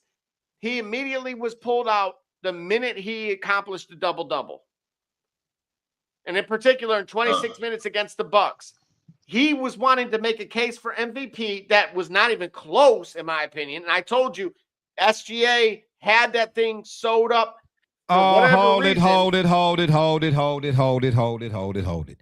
Then that's why I don't place no stock in Hall of Fame and MVPs, and I don't place no stock in none of that type of stuff because it's a popularity thing. Because for real, if the MVP award regular season, if no other, was given out based on what it should be given out on, like when the NFL time for Terrell Owens should have went in the Hall of Fame for, if we really giving it out for what it's supposed to mean, then Cade Cunningham was the MVP because 2 years ago. Yeah, 2 years ago, bro, you on everything, bro. Because who was more valuable to their team? Listen, I got multiple jerseys signed. I got multiple I don't care about signed. none of that. I would be. It's in my financial interest. Oh man, to have win the MVP, and I'm literally saying absolutely not. And hold on, how do you just hold on, Gully, hold that thought. So help me to understand this.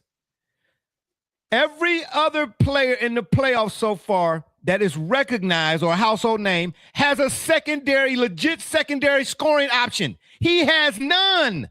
And the Pistons won 61 games when 2 years ago they didn't even win 14. Who was more valuable? Jalen Duren the whole time. Who carried the team when he went out? Man, stop it, man. Jalen Duren, you can't count on Jalen Duren like Shea. Listen. And now Jalen Duren dogs wow anymore. Can Jalen Duren get his own shot? What did he do? No. And that's the argument. That's the argument that Jalen Duren is as equipped as Shai. No, not Shai, but Brown from Boston, Según from Houston, or Luka from LA, or De'Aaron from San Antonio, or any other top 8 teams or the top 8 contenders that their second option. Jalen Duren don't even match up to their second options. That's what I'm trying to say.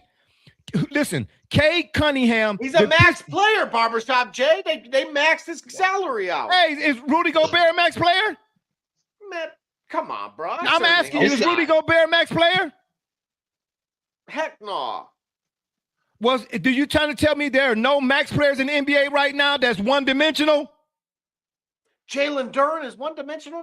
Look, I'm not going to disagree. No, what I'm saying to you is Jalen Duren is not the scoring option the secondary scoring option that is whatever the other teams in the playoffs. I don't know everybody's names, but everybody else got a secondary. You mentioned the Celtics. Okay, let's Celtics right quick. Mm-hmm. When Tatum got hurt and went out, Jaylen Brown did what? He could do that. He could put the team on his back. We see he won the Finals MVP. He also had Derek White. He also had Peyton Pritchard. So he had people that were legit options, and I said that. Would the Celtics be anywhere close absent those two? Not a chance. No, because it's just simply those additional options are too. So then, where would the Pistons have been this year?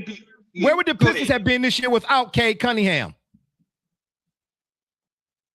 In the lottery. Look, he offensively, Barbershop Jay. Look, Jalen's numbers are 19. He averaged 19 and 10. Bruh, he got a lot. He got a lot of that because Cade was in the game. Cade is 23 in we'll call it 10 on the assists because it was 9.9. I'll round up. Okay, that's fine. I'm saying when you turn the television on and you watch 6-7. the Pistons, tell me who was more valuable to their team this season than him? There ain't no way. I mean, it's tomato. No, it's not. So now we're dismissing because it can't be because it can't be. And Double J, even with you and all the analysis, man, it can't be because what significant roster moves between this year's Pistons team and last year's Piston teams were made that make them a 61 team? They got all those wily vets. They went and got Tobias Harris. They went and got Duncan Robinson. Oh man, really? Okay, hold on. Okay, so this OKC team that's primed to repeat. How significantly, like our host talks about. All right, but look at the moves that they made. They went and got I almost said Vukovic, but they went and got Hartenstein. And I said that was a big deal. They've been had Hartenstein. They already had Hartenstein a couple years ago. Man, stop it, bro. No player was more valuable to his team this year. If we're talking literally most valuable player, let's Google it. This is why players and coaches need to vote for that. Thank you. Guys who play the game and guys who coach the game. Because in the end, guys who play the game, you'll get a level of high school popularity that you still get when it comes to the writers, but at least when it comes to with NBA players and all that vote, you can kind of tell, and everybody who is voting putting some skin in the game in the same fashion. But writers don't. I got a dude that's playing 28 minutes that's averaging 19 and a half. He's almost averaging 20 and 11. And you want me to dismiss that he wasn't valuable to his team, or that is simply a byproduct? And where is that kind of contribution coming from when it comes to those same role players? I'm calling them role players or supporting cast, however you'd like to frame that. So let me ask you this. Hold on. Because very simply, that secondary support was also on the team last year. Because and in that same year, in a year, he went from averaging 11.8 in 10 to 9. Double J, here's what I'm saying. But in 10. Here's what I'm saying. Cade's significance on the Pistons without a legit secondary option is not metrical. If you turn on production, Cade's points statistically went down year over year. Okay, and his assists only went up 0.8 year over year. Who's more? Okay, if you take Cunningham, I'm not dismissing. Look, guys, I'm with you that yes, Cade is by far the MVP of that team. He was the MVP. He was the MVP, period. Because if you give the MVP out for what the MVP is supposed to be given out for, then he should have won MVP. Now, the collapsed lungs thing hurt him or whatever the case may be. Because listen, they tried to do the same thing with Luka over there. That's why they went back and redid that whole 65 game. They made this whatever they came up with to finally say that they were eligible for postseason awards or whatever the case may be, because they know, bruh. The Pistons are 2 years removed from being where? Well, I think they're 1 year removed from the lottery again. So and they've been in the lottery with him. Okay, bruh. So I'm not. You can say they've been in the 60. Any other player? They've been in the lottery with him too. Man. Any other player? Put it like this: let LeBron had been 2 years removed, and his team won 66 games. Oh, it's nonstop talking about greatness all time. Mike ain't, Kobe ain't this and all of that. Let any other player, KD, let KD had a win and his team won 60-some games and all. They'd be like, oh, who is and who ain't. It's a whole different kind of conversation.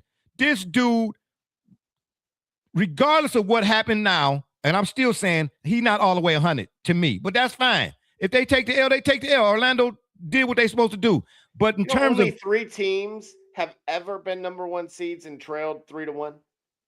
LeBron was one of them. Yeah, the Cavs won 66 games. After he took so-called bums in 07, a couple years after they went, 09. Isn't that what you said? No, what you mean? What, bums? So-called bums, yeah. No, bro, I would never call everybody had help. I would never call them dudes bums. That's people who wanted, because they didn't want to paint pictures. I'm saying that all of these awards, they're all based on, just like the NFL when it comes to who gets in the Hall of Fame, it's all about whether or not if I like you, who's likable and who ain't liked and who I like the most and whose turn it is and all of those crap. It ain't based on what it should be based on is my point. Because if it is, and if it's as it's supposed to be, then there's no reason. The only reason that they had a hiccup in it is because he had that collapsed lung. But if you're talking about most valuable player, then I want there should be a universal definition of most valuable player, not a definition based on who you like or who you don't like, because that's what too many of these awards are based on. Reporters, he gave me an interview, so then I'll, like Marshawn Lynch said, I'm just here just so I don't get fined type of deal. You know what I'm saying? Don't tell me it ain't no shenanigans in the game. But okay, but I have to ask, right? Because it's shenanigans, bro. This is one of the first years ever that you got a guy like Joker that has however many triple doubles for the season. It's not quite what Westbrook did where he averaged it, but it was close enough. I witnessed enough of them to the point where odds nightly were negative, meaning they were favored. It was most likely to occur, and I watched the dude do it in a single half of basketball. Meanwhile, SGA set a record for, I think it was 20 points consistently for, however many games. He set the NBA record for that. And that is still continuing up to this point. So I don't know what Cade taking his team and being a team MVP, how that could possibly have ever even remotely triumphed over. Because that roster, when you look at that roster is a 5th seed in the East at best. And I will, you know what? I completely agree with that. And here's my issue with that statement. That roster is the 5th seed in the East with Cade Cunningham. So with him, and the only reason why it overachieved was because of injuries to guys like Jason Tatum and Tyrese Halliburton and Giannis. Oh, you can't say that. That's like saying what if. Wait, hold on. You can't do that, man. It's about time people face facts here. I think this is obvious now. Let them keep walking. They're down 3-1 to the 8th seed, and now that they're appropriate, to me, I think that them being lambasted in the way that they are by the both local and national media is unfair, because First of all, no, I'm not gonna let you. I'm not gonna let you do that. I'm not gonna let you do that. I got Gully, hold your thought, because I got 35 examples, and I'm gonna narrow down in 3. They were a victim no. of I'm not gonna let you do that. Number one, I've stated that. Number that's not fair to them. Number one, what the postseason is, we talking about the regular season MVP. That's what we're talking about here. Even Dirk Nowitzki, I ain't saying whether he was up for MVP or not or whatever it is, when he was expected to win, didn't win when he lost to the Warriors. The playoffs. Jay, what did he do that was so spectacular? Listen, what I'm saying to you is the fact that with him at the helm and not having a legit secondary scoring option, and that team winning 61 games is the reason why he should have been the MVP. And I'm going to give you another analogy, football, NFL. You're telling me that Josh Allen won the MVP and it was legit, he should have won it over Lamar Jackson? Lamar Jackson had a better season than he did when he actually won the MVP, but they gave it to Josh Allen. On that. Absolutely. So that's my point. So they give the MVP is not given out based on what it should be given out on. Is given out based on how you feel. No, and that's garbage. On what was accomplished, and that's what I'm saying. You're looking. So what did he not accomplish? These things are legendary. What the Joker has done and what SGA has done in this season, and in many cases. So you're telling me every player who's ever gotten an NBA MVP or regular season MVP or MVP period in any sport, it was based on what they did. It was legit based on what they did. Because we can go back to Steve Nash's, the ones Kobe should have got, and the whole nine. Well, and we've looked at that. That's my point. It's too much suspect around the regular season MVP. I get it that his team improved, but so did the pieces around him. And How much more did he's lambasting those pieces around him? How much more did the pieces around him improve as opposed to them other guys? Hey, I don't like calling other human beings pieces. Okay, the teammates around him. They're the pieces. Change. The hell? They're not pieces, bro. I'm gonna tell you. They are. I'm glad they're not. I'm gonna tell you why they're not pieces. I'm gonna tell you why they're not pieces. Hey, listen. I'm gonna tell you why. No, I'm gonna tell you why they're not pieces. I'm gonna tell you. No, we're gonna do it right now. And you want to frame this. I'm gonna tell you why they're not pieces. You know why they're not pieces? Because Robert Horry, Steve Kerr, John Paxson define their careers by doing something that Kobe Bryant, Michael Jordan, and LeBron James have never been tasked to do. You know what that is? Whoa. Say that again. Frame that again. Robert Horry, Steve Kerr, John Paxson. Those are just three examples. Robert Horry, Steve Kerr, and John Paxson were tasked to do something that Michael Jordan, Kobe Bryant, and LeBron James, among others, have never been tasked to do for a moment in their NBA careers. You know what that is? What? Shoot hot when you don't have touches. Robert Horry cannot afford to go Robert Horry got to be 1 for 4 with only 6 touches and to win the game. That's defined his career. Steve Kerr and John Paxson, they got to be 3 for 6. They only get 6 touches.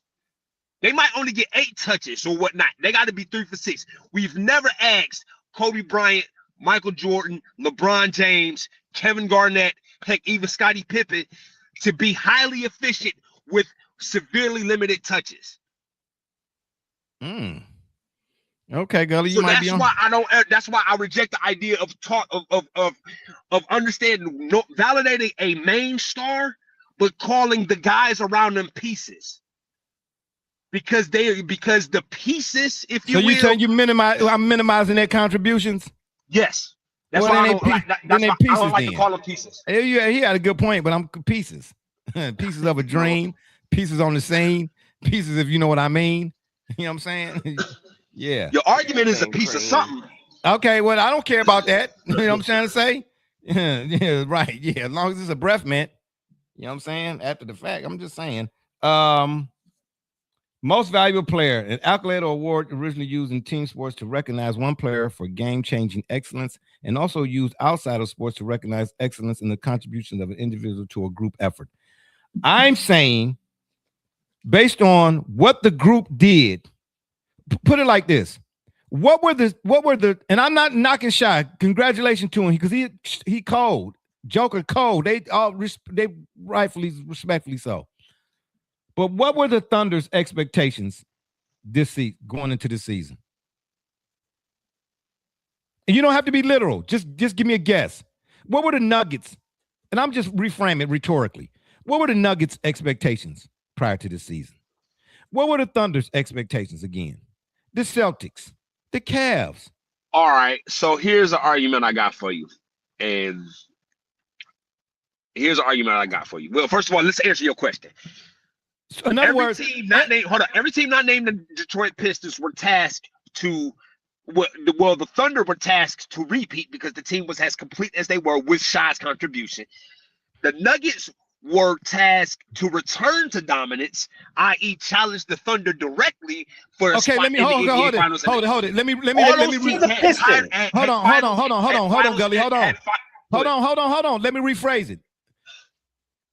Of all the teams in the playoffs currently, no. I'm sorry. The teams we're talking about, the guys, the MVP in the MVP player MVP conversation. Were the Pistons prior to the season in championship talks? No, not at all. Yes, they were. Yes, no, they were not, bro. Tatum was hurt. No, they were not, bro. Halliburton was hurt. I guarantee you the Pistons being championship contenders, the numbers, whatever the plus minus on that, it was not fantastic. Who expected the Pistons? In other words, everybody expected the Nuggets to be where the Nuggets are. Everybody expected the Cavs to be where the Cavs are. Everybody expected the Thunder to be where the Thunder are. Everybody expected the Celtics to be where the Celtics are. Nobody expected the Pistons to win 60 games, to be anywhere in the playoffs at all, let alone number one seed. So you had higher expectations on the Pistons before over the Cavs, Double J, to start this season? No. Don't tell that lie. No, and not me personally. Yeah, okay, right. We're talking about you personally, and you had higher expectations of the Pistons. Well, by the time the trade deadline and the Cavs traded for Harden, the idea had already been well established. But you had higher expectations of the Pistons over the Cavs. I mean, same division, right? Yeah, like this. How? Based off of what? Yeah, that's what I'm trying to say. And on top of that, Gully, everybody wants to focus on seeding, right? That's not very far, folks. Everybody wanted to focus on seeding. You tell me, the Orlando Magic are an 8th seed. There's only 16 teams in the that can get into the postseason.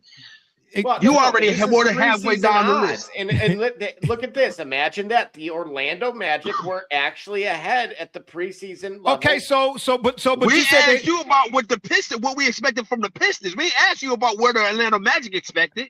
Right, because that means the Orlando Magic being the 8th seed, they really not the 8th seed. Oh, and I told you that. Okay, so then you can't I've stated that the Pistons were not actually. It was unfair for their record to have these folks believing that they were truly a 60-win team. Because as Gully pointed out, they should have been in the 5 spot. No. He didn't say they should have been. He was just making a case. I made a point that they rostered. Yeah, I made a point that they're right. I see what you're saying. In a year from now, you see what he did. 5 spot would be very believable. He's taking the pieces of your argument and putting it back together. You know what I'm saying? He's making a. Oh, now here we go with the pieces again. Dysfunctional transformer.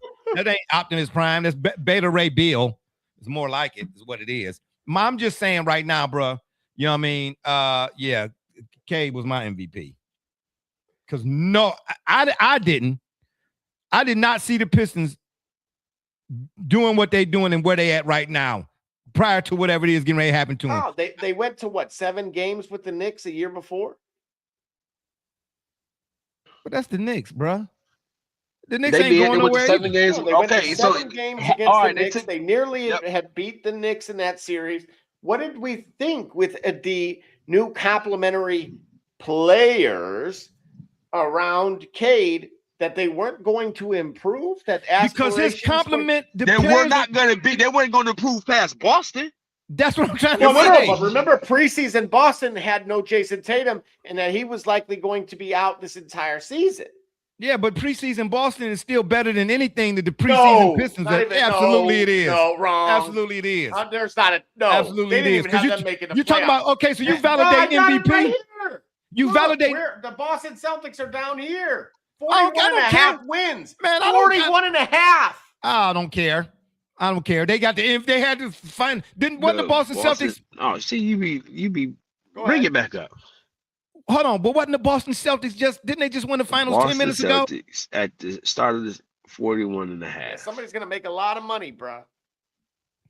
Man, the San Antonio Spurs, right there too. Man, stop it. Healthy Gumby, man, and stop and it. Prickle Man, and all them. Stop it, bro. I'm going off the eye test, not projections and such. I'm saying nobody expected the Pistons to be where the Pistons are at. Well, even without Jason Tatum, you still had higher expectations for the Celtics than you did the Pistons. Still don't take away from the point. And that's based on the eye test. Man, come on now. Boston, you knew, was a championship contender. no matter what. You guys act like the Pistons were a lottery team the year before. I'm not going to buy that. I can't do it. What I'm saying is the Pistons surprised everybody because we just did this. Last year, they were decent enough to get the playoffs. Okay. The year before that, they won that many games. Nobody turns around a team that doggone fast, bruh. Nobody is. Come on, bruh. Don't do that. Don't do that. Don't do that. Within a 3-year span, bruh. Everybody else we're talking about, so did the team around him. But did it improve? You telling me he got more of a squad around him than Shea? No, but that's the NBA champions. Okay, so he got more. Then what about the Denver Nuggets? I was going there too. What about the Nuggets? The Nuggets who we're going to get to them. They're about to be out, and they probably should have been. No. We're talking about. Let's keep it 100. Is that Denver team improved? We talked about them getting people back from when they had that championship run, like Bruce Brown, but they did lose Michael Porter Jr. Okay. But is that supporting cast truly better? And then Aaron Gordon got hurt for most of the year. But my point is it better than what K got? That's not the same because you're talking about a team that has won a title. What you mean? But we're talking about right now. We're talking about this season right now. They're both about to be out. So what are we talking about here? Listen. Joker's not going to win the MVP either. So you're talking about the MVP from the... I'm saying Cade should have... If the MVP is given out based on what it should be given out on, Cade was the MVP. Then it should be Victor Wembanyama. Because according to this, the Spurs were slated behind the Pistons, and they ended up doing better than the Pistons, and he was the whole reason why. That's according to them. I'm talking about according to the eye test. Correct. What I'm saying to you is... Wembanyama off that team. What I'm saying, bro, are you serious? Cat still good. Oh my gosh. Listen, you take Wemby off the Spurs, they still better than the Pistons. They ain't better than the Thunder, but with them, they're better than the Thunder. That's my every team that we talking about, except for the Pistons, got a roster that to die for. They got a roster that's equipped to win a title. But who's been parading it that same thing this whole season? Me. Okay, I've been telling you, I don't like Tobias Harris. I think Duncan Robinson is whack. I think Kevin Huerter's terrible. That's fine. We're talking about in regards to or in respect to whether or not he should have won the MVP. I said go drag Jaden Ivey out of the church. Bring him back. Oh, boy. Grab Michael Beasley out the casino. Okay. I mean, not Michael Beasley, Malik. Yeah, got you. Yeah, right. Yeah, and bring Terry Rozier and Damon Jones too. Yeah, okay, got you. Yeah. All I'm saying is they are who I said they were, which is now everyone is now trying to debate. That's where Cade's value. We're talking Cade's about values never came into question for me. We're talking about whether or not if Cade should have won the MVP. We're not talking about if the Pistons are crap. How many times did Allen Iverson win the MVP? He not enough times he should have. You hear that, Gully? You just said it, right? Then that's how many times Cade Cunningham should have. When? This year? No, when he takes that team to the finals like that, then I will say, okay, that season, you know why? Because that's what AI did. So then you're telling me now, the MVP... I'm going to tell you something, though. That presents a problem for me because actually I agree with you on that statement. I feel like an MVP award is a totality of an entire year.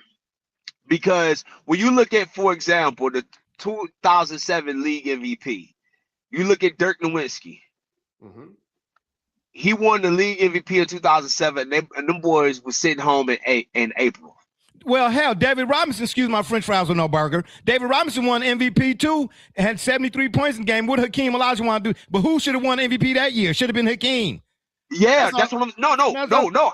That's exactly my point. I feel like when we talk about the MVP, we shouldn't stop it after the 82 games because there's a level of continuity that should justify it. Like for example, the year that Karl Malone won league MVP, I think it was 97. He won league MVP over Jordan. Now, it took to the NBA Finals for you to recognize that Jordan probably should have won it. But the case was made, given the length of that run, and the quality of play that Karl Malone had that year, that he was justifiable in winning that. An argument could be made for Karl Malone winning that MVP, because you look at how the Jazz performed the entire season all the way up until June. Yeah, but wait a minute. That being said, I feel like the MVP award is an award that should be given out. They should look at the whole totality of a season, and maybe you don't have to win a finals, but you can't go home in the first round, but it still have a whole body of work saying, "Oh yeah, I had a great quality season." But that's why I say I disagree to an extent. That's why I say I think you could do a regular season MVP, and then maybe a playoff thing, because once the regular season ends, now it's a fresh slate. There's a continuation of basketball, yes, but there's not a continuation of season. Does that make sense? Because everybody is now 0-0-0. Everybody got a clean slate now. Anybody can beat anybody. You know what I mean? You done went from 82 games to 7 games, man. I mean, man, get that man his flowers, bro. That's all I'm saying, man. That dude did one heck of a remarkable, man. Gully, where'd you go? You gone again? Oh, this guy right here, man. Yeah, we're gonna end this show real expeditiously. But anywho, Double J, can you put my he back. Double J, can you put my my playoff bracket back up, please? Yeah. Okay, so we figured the Pistons going home. The Nuggets would be going home too if Ant had got hurt. We did all this chirping about Joker, and you right about that. You know what I'm saying? The Nuggets would have went home too, but that's just Ant. Ant was out to prove a point, bro. Because I believe you can put a team on your back type of deal, because them games before Ant got hurt, man, Rudy Gobert looked like he wasn't. If you look at his stat column, it was marginal. I'm like, okay, but if you watch the game, he was feeding off an Ant, and one guy can do that for you. You know what I'm saying? One guy can set the tone for everybody. Do the guy that's your franchise, does he elevate everybody else? You know what I'm saying? They say, look, I'm gonna say something bold here, and that's why I'm gonna interrupt you, because I'm not so sure that they're gonna get through and win this thing. Well, I think that because that Ayo right now can have a better game at home, and I think that the Bulls are gonna regret this trade. I mean, they get literally a second round. What do you mean? Pick. Regret what trade? What the Bulls coming at? What are you talking about? Remember, they was a trade deadline move. The Bulls traded Ayo Dosunmu for a second round pick. Oh yeah, well you got me on that one, because This dude, if he remember, they didn't just lose Ant, they lost your Big East guy as well. Well, see, I don't. DiVincenzo. Yeah, I know he broke his ankle or something like that, Achilles or something. So you gotta, but I expect Ayo Dosunmu to have a game if they and potentially put this thing away. Here in Game 6. Well, that's what I'm trying to tell you. But Ant already has set the tone.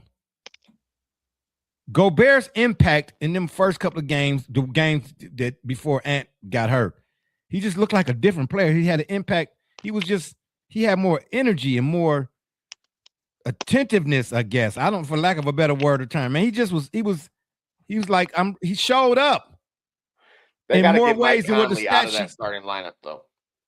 Well, they need a steady hand, I guess. I don't know. But yeah, I mean, look like the Nuggets. The Nuggets got new life to an extent because Ant went down. Otherwise, he had a point to prove. He had a point to prove, bro. And it's just unfortunate. But I don't know. If they go ahead and get past it to give him a little bit more time to rest. But hey, listen. You talking about putting somebody on your back? Ant said, I'm gonna put you on my back, bro. He is really, really showing his okay. He's putting himself out there, bro. Like he putting everybody on notice. You know what I mean? But do you think either of them are gonna get past the Spurs? No. The Spurs, the only team that I see the Spurs is OKC. I think that's your Western Conference Finals, barring injury or anything catastrophic. It'll be interesting because remember, a certain set of files said the Lakers. What? Don't you remember in the files it showed that this year's winner would be the Lakers? I don't know. I don't have a clue. What you talking about here? Gully, where you go? Because he need to hear that. Oh, he's not back yet. Okay. What files? What are you talking about? The files. Hey, we appreciate it. Let me shout out to the people, man. These folks are still with us, man. Man, oh man, oh man. I know we're a little late, long in the tooth here on this one right here, especially on a Tuesday night. Man, y'all stayed up with us on a Tuesday night, man. I'm telling you, bro. None of this happened without y'all. None of this. You know what I mean? None of this. What files, Double J? What are you talking about? So we can let these people go to bed. We got to get through this. What files are you talking about? Well, we'll just leave it at that. We'll see what happens. Okay. Yeah. The Lakers obviously. Allegedly. The Lakers gonna obviously beat the Rockets. Man, KD a sucker, man. Yeah, he's out for Game 5. I don't know if you Of course, he's a talented sucker. You know what I mean? Dude, you come out and warm ups on TV and then you ain't playing. Man, they think this is ridiculous, bro. Everybody want to talk about the league is scripted and all of that type of stuff. Well, here you go. Trying to say, yeah. No sporting event is completely left up to chance. I'm going to say that to you again. We're going to take another quick break. And we come back, we're going to finish this up. And we're going to get out of here and let y'all go get some sleep, man. We appreciate y'all for staying with us all these doggone minutes and years and times and all that kind of stuff. What are we doing here? Let's go here. Oh, wow. Private parties at Legacy Adventure Park. What all do you get? A personal guide to lead you through the day. A private shelter with your gear prepped for gameplay. Shuttles to and from 7 of the best fields in the state. Safe zones to watch the gameplay risk-free. And all the food, drinks, and gear to keep you in the game. Book your private party today at Legacy Adventure Park. That's right, baby. Legacy Adventure Park is the place where your next paintball experience awaits. I know I saw something in that clip right there. I'm going to have to double back. Yeah. Campbell soup, baby. Good. Anywho. Yeah. Let me see here. What we got? Yeah. Lakers obviously over the Rockets. I don't see nobody on the West Side beating the Thunder. I really don't. Not even the Spurs. I did at first, like, ooh, Spurs, yeah, and the Spurs are good, but man, Thunder, they just seem like they locked in, bro. What weaknesses do they have, if any? I don't see none. Okay, don't all. I mean, I'll say the potential. So they don't have none. In other words, that's okay. I got you. Yeah, of Jalen Williams, just him having lingering injuries this year. Right? Oh, the hamstring. Right. So potentially just not being at full strength. And again, they've proven throughout the season that they can clearly be a next man up and arguably have more depth than and they got seen. And then on top of that, they got the Clippers pick. Mm-hmm. Which could end up being a 4 or a 5 or something. Yep. That is ridiculous. That's ridiculous. You know what I'm saying? Whew. You know what I mean? And how many games did the Thunder win this year? What was their record? How many games they win? I believe it was in the 60s. They won 60 games too? Here we go. I'll tell you right now. Gully, where you at? 64. And K by himself basically led some bums to 61. Shout out to my man K. No, I mean, look. Shout out to my man K. Shout out to K, baby. Yeah. I mean, Shay, he got a whole complement. He got an army over there. K, he got slingshots. Bing, bing. But, David did slay Goliath. I'm just saying. Thunder and Spurs in the Western Conference Finals, in my opinion. Smell like an onion. Ooh, we got to do something about that. And then on the east side,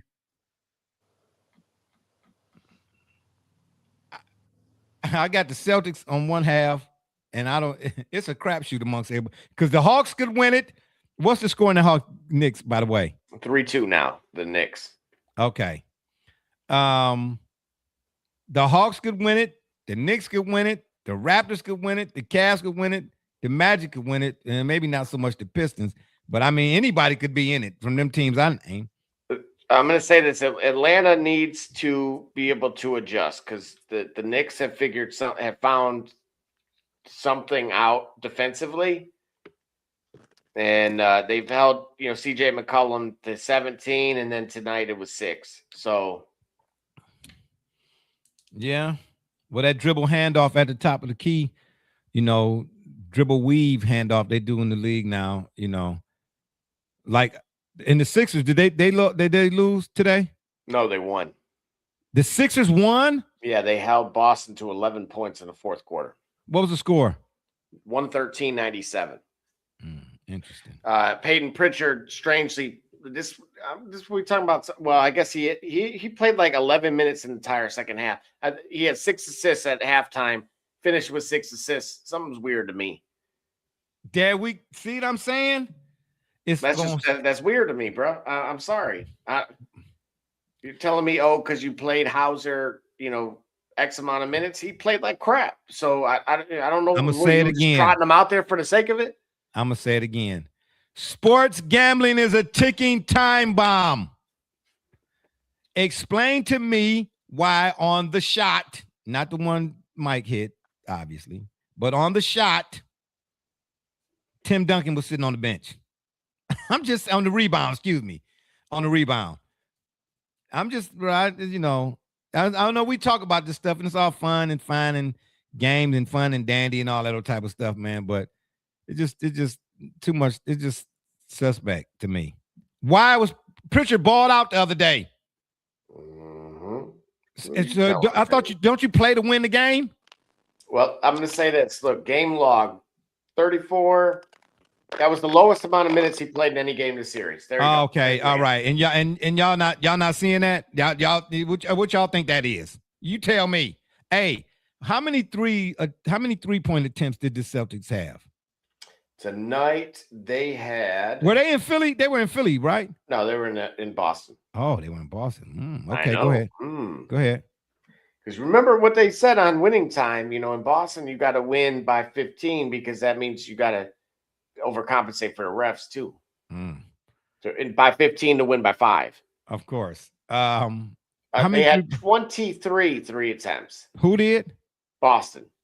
23 for the game. Yeah, same with Philly. That's it. Isn't that weird? Oh man, yeah, okay. Hey, you see, you don't even play, man. You know what I'm saying? You get it. Yeah, but I know what to point out. Yeah. They had 44 in game 1. Say that again. They had 44 in game 1. They had 50 in game 2. Yeah, imagine that. Okay. Well, let's see. Game 3, they had 47. I'm not like joking. And then they had 53 in game 4. Why do you think I asked that? And you just casually oh no, I'm sorry. No, wait a minute. Yeah, no, they had 39. My bad. 39. They had 39. That's still a far cry from 53. I'm just either right. Okay, so all right. Again, now you see. Weirdly, if you think about it, right, just using their average, they went 11 of 39. If you were to just stay on that 28% and increase that number, which is what the analytics guys do on purpose, and you look at the point differential, because they lost by 16. You're talking about plus or minus 1. Yeah. Follow the money.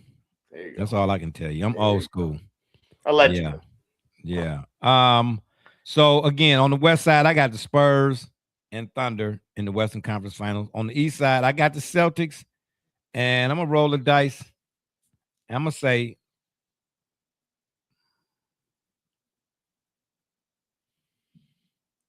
by all accounts and purposes, it should be the Cavs. But the Cavs, they suspect too. The Raptors made a good adjustment on them. Why they didn't do it in the first 2 games, I have no idea.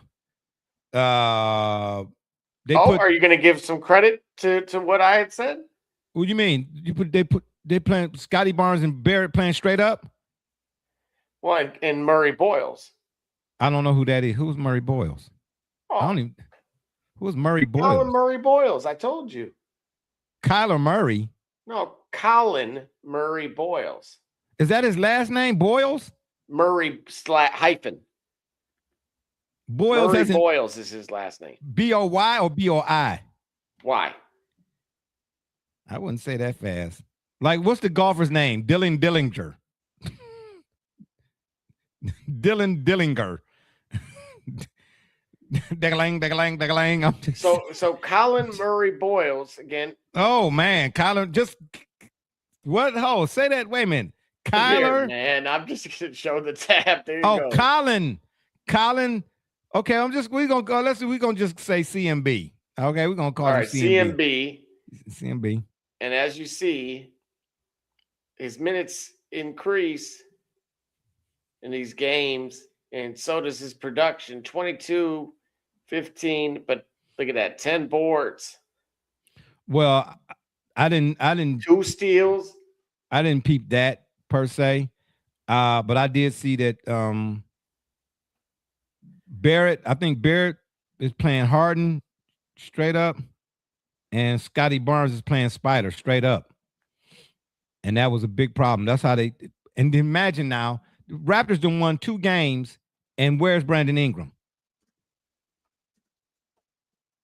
He ain't showed up in none of them. Gully, you still there? Yeah. Well, why do you keep going in and out? You are eating. iPhone, bro. I keep having sound issues, and it keeps refreshing my page and then getting rid of me, and then I'm getting y'all static. I'm watching y'all talk and not hearing nothing, and I'm over talking you guys, and I don't even think y'all hearing me. We are hearing you. Did you ask us, did we hear you? That's the thing. I don't know, because it looked like y'all muted and I'm talking over you guys, but I think I'm muted and y'all talking over me. Well, then that's a private chat. Can't you get in the private chat? No, what I'm saying is it'll be like you talking now, for example, like you're drinking the water right now, and like Double J will be commenting, and it would look as if I can't hear you guys, like y'all muted, but y'all actually going on. It's just use an iPhone. iPhones ain't the everything everybody say they are. Yeah, you should have just led with that, because everything else you said, I was like, you know what I'm saying, where's Waldo?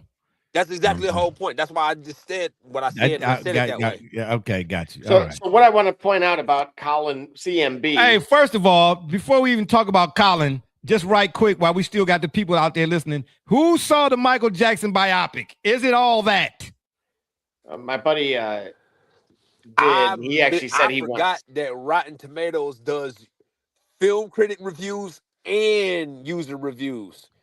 And so I was going off of the 24% that I saw. I didn't recognize. I thought those were the fan reviews. I was totally mistaken. Nah, them the film critics that was trashing. Oh man, I this had dude no right idea. Here, bro. You worse than Double J. No, I forgot that Rotten Tomatoes does do film critic reviews. I thought they only did fan reviews. Okay, first of all, I don't care nothing about Rotten Tomatoes or bananas. When I seen the promo for it, I don't need somebody else to tell me what it is. I'm going to see it for myself. I don't care nothing about Rotten Tomatoes. I don't care nothing about Cisco and Ebert giving it 2 thumbs up or 2 thumbs down. We can go all the way around. You understand? Sound check. Man, go Kelly, check. I actually said you have to look at that invert. Like you might be on the other side or something, bro. Because don't worry about. I was making a point. That's the point I was making. The heck you talking about there, little chilly time, Willie? I don't know who you think you talking to, boy. I'm BSJ. You understand me? Let me get myself a button. You know what I'm trying to say? You better recognize and realize, you know what I'm trying to say? Boy, you don't know who you're messing with over here. Talking about you Rotten Tomatoes. I don't need Rotten Tomatoes to tell me. I seen Mike when he came about the doggone at the Super Bowl, boy. Thanks to In Living Color. I'm just saying, bro. It's because of Mike that you can see Chris Brown and Rihanna and everybody else at a halftime show. Don't play me, bro. I'm going to see Mike because of that. You know, not because Rotten Tomatoes said. Rotten Tomatoes. I can smell them all the way over here, too. The hell? No, them your feet, bro. You need to change your socks. Well, I don't have no socks on. Why you? I'm, you know what I'm saying? I'm straight up, you know what I'm saying? Bear Grylls. You ain't lying. Yeah, I'm trying to say exactly what I am, baby. You know what I'm saying? Look, crikey. Man, don't play with me. Talking about Rotten Tomatoes. Who cares what Rotten Tomatoes think? I'm asking you, what do you think? You tell me you didn't go see it or decided to or not to because of what Rotten Tomatoes said? Oh, man, please. Go to bed. No. No, nothing. Don't tell me nothing. I'm telling you that I've more generally been consistent with a Rotten Tomatoes review when it was a user review. I forgot that Rotten Tomatoes do critic reviews. That's your fault. Did you go? So did like, you go for see example, when I saw Midsummer, Rotten Tomatoes gave that a high. That was an obscure film from A24, but it was highly rated.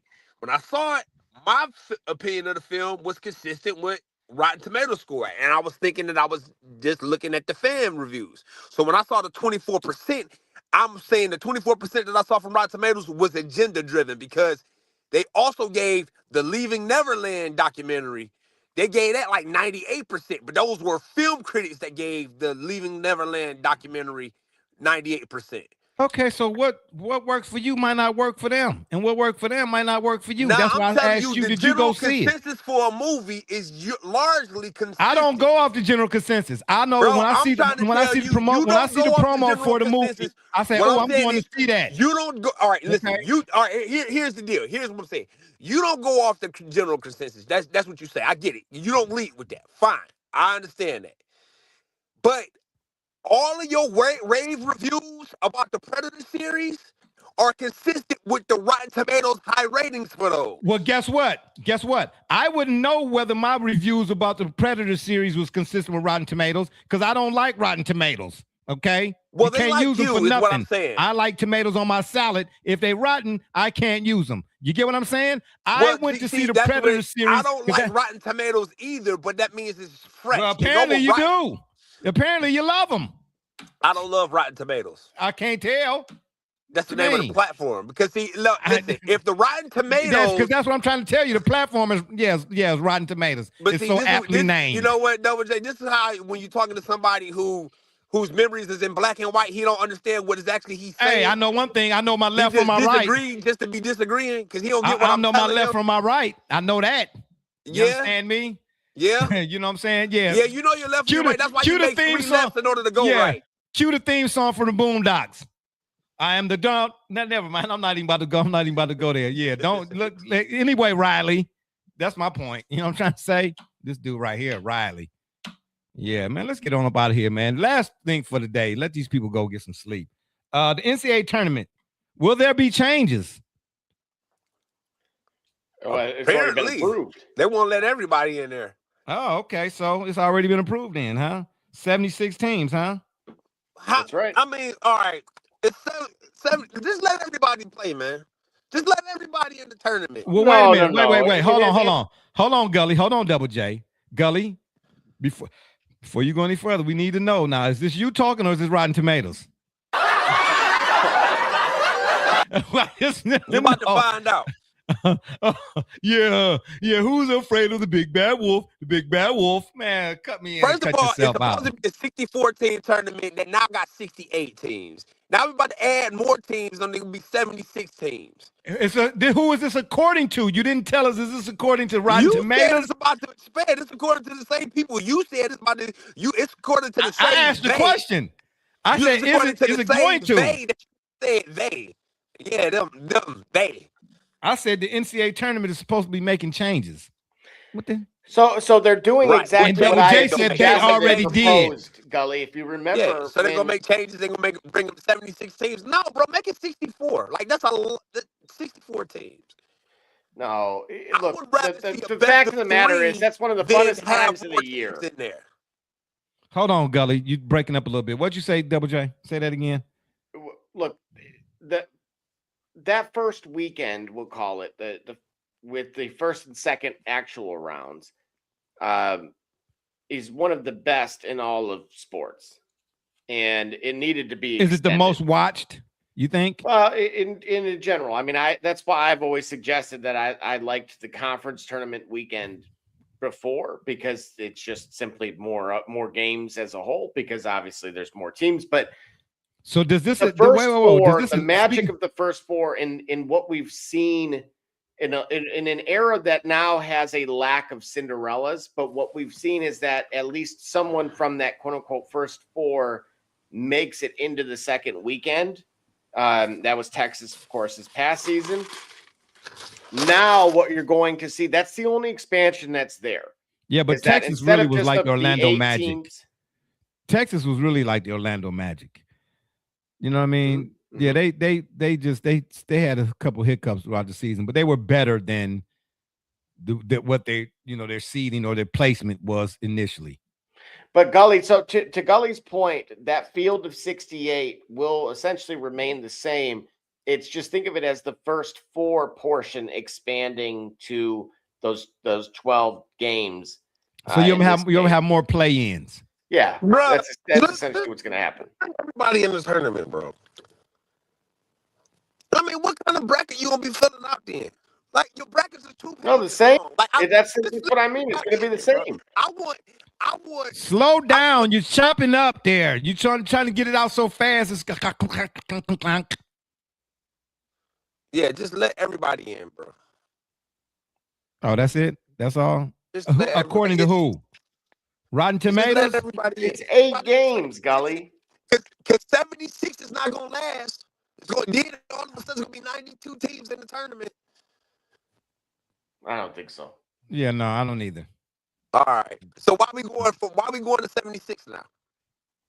Because it's historically more money. The snubs fit within that realm, and then what we're starting to see now with these mid-majors in particular, right? It would allow for them to be in and to at least get their opportunity without any kind of break. At this point now, if you don't make it in the tournament, you don't really belong. I mean, exactly. I don't think there's any debate there. No, exactly.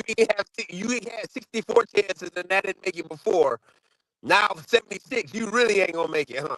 Yeah, but you got to remember, Gully, something we pointed out that severely manipulated making that field of 64 was what was called, I think it's the BPI, which or something along those lines, which basically was manipulated by the larger Power 5 conferences getting the higher rankings. I thought I was low fat. I don't know what you mean. He said BPI. Oh, see, I didn't see, this is what I mean. I tell you, he was drinking something. You know what I'm saying? Only he would try to turn that into something. You know what I'm saying? Hey, leave that to me. Okay? Stay in your lane, IT guy. Oh, he done muted himself. Yeah, okay. Thank you very much. Anyway, so the Bippy, huh? So the Bippy was manipulated. Yeah. And so Oh, wait. Whoa. I don't even... Did you hear what he said? Don't say that like that again. The Bippy was manipulated. Don't do that. So right? Again, it's a wholesome program we're running here. What? What you say, Double J? So it's the RPI. Okay, so I said BPI. So the Ribbies. So North Carolina had more RBIs. He said RP as in Paul. Okay, yeah, no, the Double J, no. He's this is deliberate. This is what he's doing deliberate. Yeah, he's trying too hard right now.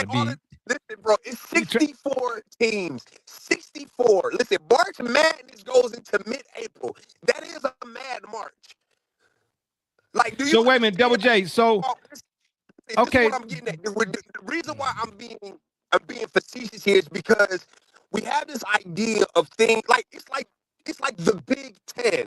It's 20. Yes, it's a Big Ten because it's damn near double the number. At some point, it gotta mean something, bro. Yeah, but hold on. But you still breaking up a little bit there. The audio is really not clear. But the conference ain't as I don't look at that in the same things I do as the sport. Man, 64 teams. Now it's 68. This is gonna be 70s. I'm telling you, that 76 ain't gonna last long. Yeah, they can't go no further. There's 365 teams. How many do you know? Yeah, listen, 76 is fine, bruh. They needed to expand this, bruh. So you think they needed to expand this? It's gonna be 92. I'm telling you, it's gonna be 92 before the end of the next decade. Okay, and if it's 92, then guess what? We'll ask the people at Rotten Tomatoes what they think. Ain't nobody got time for that. We don't got time for 64. We don't got time for 64. Yeah, we do. Yeah, we do. We got time for 64. Your bracket's gonna be a book report. Your bracket's gonna be a thesis going forward. Hey, guess what? Follow the money. Bro, anytime they can make a buck, they're gonna make a buck. You don't think it's expanding it to the West Coast, right? Having, exactly, not just Dayton, but now you're gonna have Dayton. Exactly. Didn't you hear what I said earlier? Sports gambling is a ticking time bomb, bro. This thing is exploding.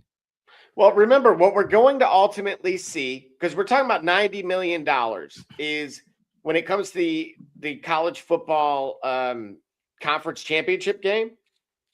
That's about what they're looking to replace. So yes, they're going to start it at week 0, and then they're going to get rid of the conference title games, but they need to be able to make up the funds to Barbershop Jay's point. That's what the holdup is on this whole thing, is that's big money there. It's almost $100 million coming in off one game alone.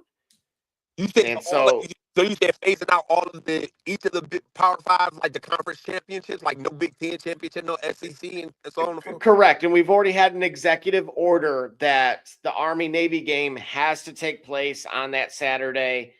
Basically that one can't be touched. It's basically like a national holiday as far as the game itself. Hey, you don't mess with the Army-Navy. You know what I'm saying? So now, of course, they can always play the night before, and certainly the evening, later in the evening, because usually that takes place at like 3:00. So, to me, if you guys want to get a better understanding of what's going on, again, Tony Petitti from the Big Ten is pushing for 24. Barbershop Jay, you've been a proponent of that because you've seen the other. I've always said the FCS, the Mountain Unions and the North Dakota States and all of them. And mind you, I've been watching North Dakota State before Carson Wentz. They had a guy, Brock Jensen. Mm-hmm. Okay. That was my boy. Is he related to Smitty Warberman Jensen? He ain't, no, because it sound like Rotten Tomatoes, what it sound like. Oh, hell no. That's what that sound like. I'm trying to say. It's actually the SEC that is slowing that is trying to hold it at 16 currently. I think they're going to end up at 24, but I think ultimately, but why is the SEC trying to hold it up? Because right now it's the funding. It's the fact that there's $100 million essentially that's being garnered from the SEC title game. That is not guaranteed. Right. If you don't participate in the first round. Hey, listen. All I'm saying, the fact that the SEC team ain't won a national title since the expansions. Well, now here's an interesting point, right? Because the SEC in particular has been quite vocal about them leading in NFL draft picks for this past year, but I think they had a total number of either somewhere between 70 to 96 in particular. But the thing is, I think 70 of the 96 are just an overwhelming over 70% were transfers. They did not begin their journey, and actually the Big Ten actually tabled the recruiting to draft pick by percentage. So they're you got to dig a little bit deeper, folks. Yeah, but I'll give credit. Follow the money, man. Follow the money, and you know how, man. All the sports books and sports betting is gonna go off the charts. Do you hear me? This becomes a sports business journal on this program. I'm just saying the SEC, they feel it's, to me, them holding this all up, and I'll get it, the money and all that type of stuff, but it's a false sense of entitlement type of deal. You had your run. Paul Bear Bryant, may he rest. Them days he's not coming through the door. This 2026 and beyond. This Buzz Lightyear, baby. But shouldn't Nick Saban right now, if they can part ways now? I don't know if you saw this, but they gave Kalen DeBoer a contract extension. I did. I didn't see the amount, but I did see that. And I'm going to speak on behalf of the majority of the Alabama fan base. because I've heard them echo this time and time again. They are in disbelief because their same athletic director was just complaining mere months prior, and they found themselves essentially in between a rock and a hard place because Michigan was trying to take their coach. And Michigan was trying to get DeBoer? Yes. They pretty much had offered him a blank check. They were going to. And of course, so Alabama basically said, well, wait a minute. If we don't retain him, where do we go from here? Right. And this is something I brought up to you guys that if you take just a small step back and say, how many active coaches have won national titles? So who could you actually get that would be deemed viable? Right. Well, now, we knew DeBoer ain't anybody won that one. would be behind Nick Saban was going to look worse. I think everybody that has a pair of functional eyes would know that that would likely be the case. But how far off of a cliff would you fall? Because remember, Lane Kiffin was an option, but because of some things behind the scenes, I don't which want we don't have to go down that road. But yeah, Lane Kiffin. And now naturally he is the highest coveted and ultimately went to LSU. So you're saying it's only about 4 or 5 guys out there, and James Franklin ain't one of them. But the thing is, one of those names could have very well been Nick Saban, especially under a limited window. If you would have said, look, Nick, we need you for 2 years. If you remember, one of the most important phrases that were echoed when he retired was, when I walked in that room, I was not sure I was going to walk out retired. Which means that level of uncertainty then should have meant there was a crack in that door for a return, especially if it was a limited one. Because, of course, he was 73 years old or something along those lines. Yeah, but did he? Well, I guess that answers the question, though. Did he still want to do it? Apparently, he did. It does. I think if you could, yeah, exactly. That does. To me, that indicates that level of uncertainty suggests that there was still a willingness there. Well, if Bill Belichick is still doing it at 99, then well, he's got somebody keeping him young, doesn't he? Well, slow down there, killer. Whoa, slow down there now. Whoa. Yeah, wow. Okay, then there. Yeah, the SEC, they need to get off their high horse, man. Them, it's time to. I'm not saying lose your principles and so on and so forth, but you got to make. This might be a bad example. I'm not real big on phones. I'm really not. I'm old school. I still write letters and numbers and cursive and all that kind of stuff. But I understand, though, He still got that we need pictures, the hieroglyphs. Oh, now you coming through real clear. Oh, okay, yeah. Ain't that some rotten tomatoes? Yeah, ain't that some rotten dang on tomatoes right there? Ain't that nothing? Yeah, sip one for me too. You made me lose my train of thought. That was deliberate, disrespectful. I'm tired of you disrespecting your elders, man. Yeah, well, listen, Nick. Well, if he still want to do it, he gonna probably go somewhere else now. So it's only about. No, but I think the ship has sailed. That's what I mean. Like they had a window. There's too much money committed to DeBoer now. So this was done before he had lost a couple of the games that he did. Because it wasn't announced until recently, but it was done in the middle of last season. Yeah, well, that's Bama. You know what I'm trying to say? So my question to you guys, like I was suggesting, you get what you pay for. The SEC's biggest vantage point, like their biggest takeaway right now is that their worst game is still much better than, say, the Big Tens, right? That nobody wants to tune in for a noon start between, unfortunately, Purdue and Rutgers, we'll say. Whereas there is a lot more of a draw between, say, South Carolina and Mississippi State.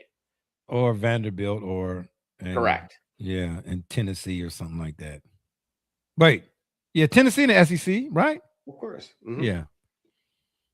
I don't know though, man. Cause well,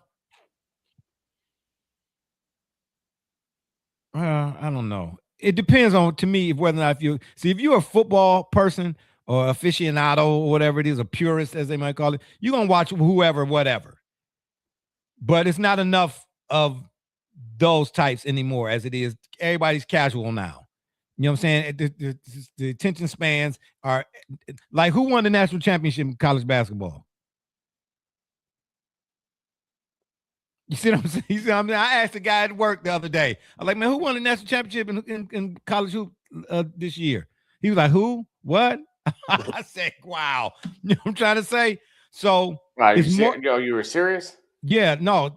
So it's more of those folks. You're right. They probably wouldn't tune in to Purdue and Northwestern. I would, though. You know what I'm trying to say? Because I want to see, who the Browns going to be drafting, because they always going to be at the top of they're going to be in the draft, winning the draft every year, seem like. You know what I mean? They building that new stadium, so they're going to have to finally start putting something together, because that stadium is going to cost. They already cutting ground, baby. Woo-wee, it's going to go down. Anywho, the SEC, man, bro, they just need to make 2 big conferences.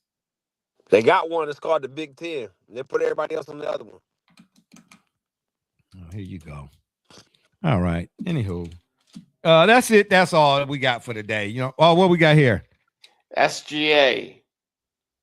Everybody wants to be villainous until the brooms come out and the dust settles and you realize who the villain is. Ooh, Cancun on 3. Oh, wow. Hey, man, you know what? Speaking of which, I don't even like how they do inside the NBA, man. It's not the same. Same people, but it don't have the same feel as it did, man. When it was at TNT, man, they gave them room to, because have they even done the gone fishing segment part? Did they do the gone fishing for Phoenix? So. Well, ain't nobody went fishing yet. Phoenix. All right, no, Phoenix. Right. So Phoenix, yeah. So you're right. Yeah, they should have done it yesterday. You're right. I didn't see it, man. ESPN, bro. I've been down with them, bro. They don't fit with ESPN. TNT, bro. It just was a better feel, man. You know what I'm saying? Now, before, I would stay up to watch them, but not the game. You understand what I'm trying to tell you? Now, I happen to catch them. Yeah, you feel like they're a guest in somebody else's house. Yeah, like, okay. So yeah, it just don't have it. ESPN, they messed that up, man. They messed that up, bro. They firing it anyway. Here's the deal. Yeah, they kind of did, but it was kind of like to be expected, because if TNT decided they weren't going to do it anymore, then it was going to be Gully. It's bad. It's bad. You talk. It's bad. It's breaking up real bad, man. Okay. I heard the first portion, the first part. Yeah. But yeah. I'm gonna have to head out, bro. I'm gonna have to head out, y'all. Okay. Yeah, we can ready to be gone anyway. Man, we've been on this. Man, shout out to the people again, man. We appreciate y'all for staying with us this long. We had no intention to be on here for darn near 3 hours, not tonight anyway. You know what I'm trying to say? But yeah, man, I don't know. I don't know. I mean, things are changing, but the question, I guess, sometimes is, are they changing for the better? You know what I mean? And depending on, I guess, whatever it is too you're talking about. But anywho, that's it. That's all. And on that note, I'll leave you with this quote. I once cried because I had no shoes until I saw a man who had no feet. Obviously, the idea is to be grateful for what you do have and not ungrateful for what you don't. It's been fun, but we got to run. Don't forget to check us out. We will send you all the notices now. We don't get to do this once a week like we used to, but we'll, let everybody know. I'm pretty sure those who all subscribe and why are you doing a bobblehead? Don't do bobblehead. You throwing me off.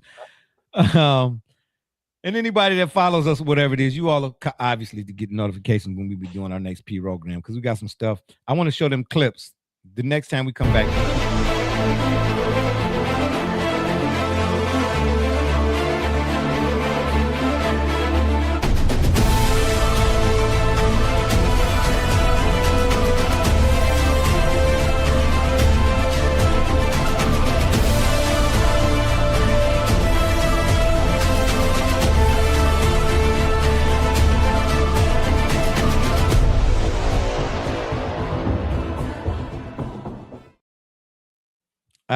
You know what's crazy? I didn't mean that. Listen, I got my notes here, so I touched one of the hotkeys and it just started playing. Well, I was looking at myself. I'm like, I didn't do that. Like, yeah, I had to make sure. Yeah, no. Yeah, but we'll let everybody know when we coming back for our next show, whatever it is. But in the meantime, y'all can check us out on Facebook, Twitter, Instagram, the Shop's fan page, and of course YouTube. And make sure, please, when you're over at the Tube, you hit that subscribe button. We'd be much obliged. And if that don't work, y'all can Google it. For my dudes, B Rich, Double J, D Gully, and all those who follow and support us, we say thank you. I'm Barbershop Jay. You've been listening to the Shop Report. And remember, the next time y'all want to know what's really going on, man, come to the shop. Walk-ins are always welcome. Holla. I'm not playing no more commercials. No more.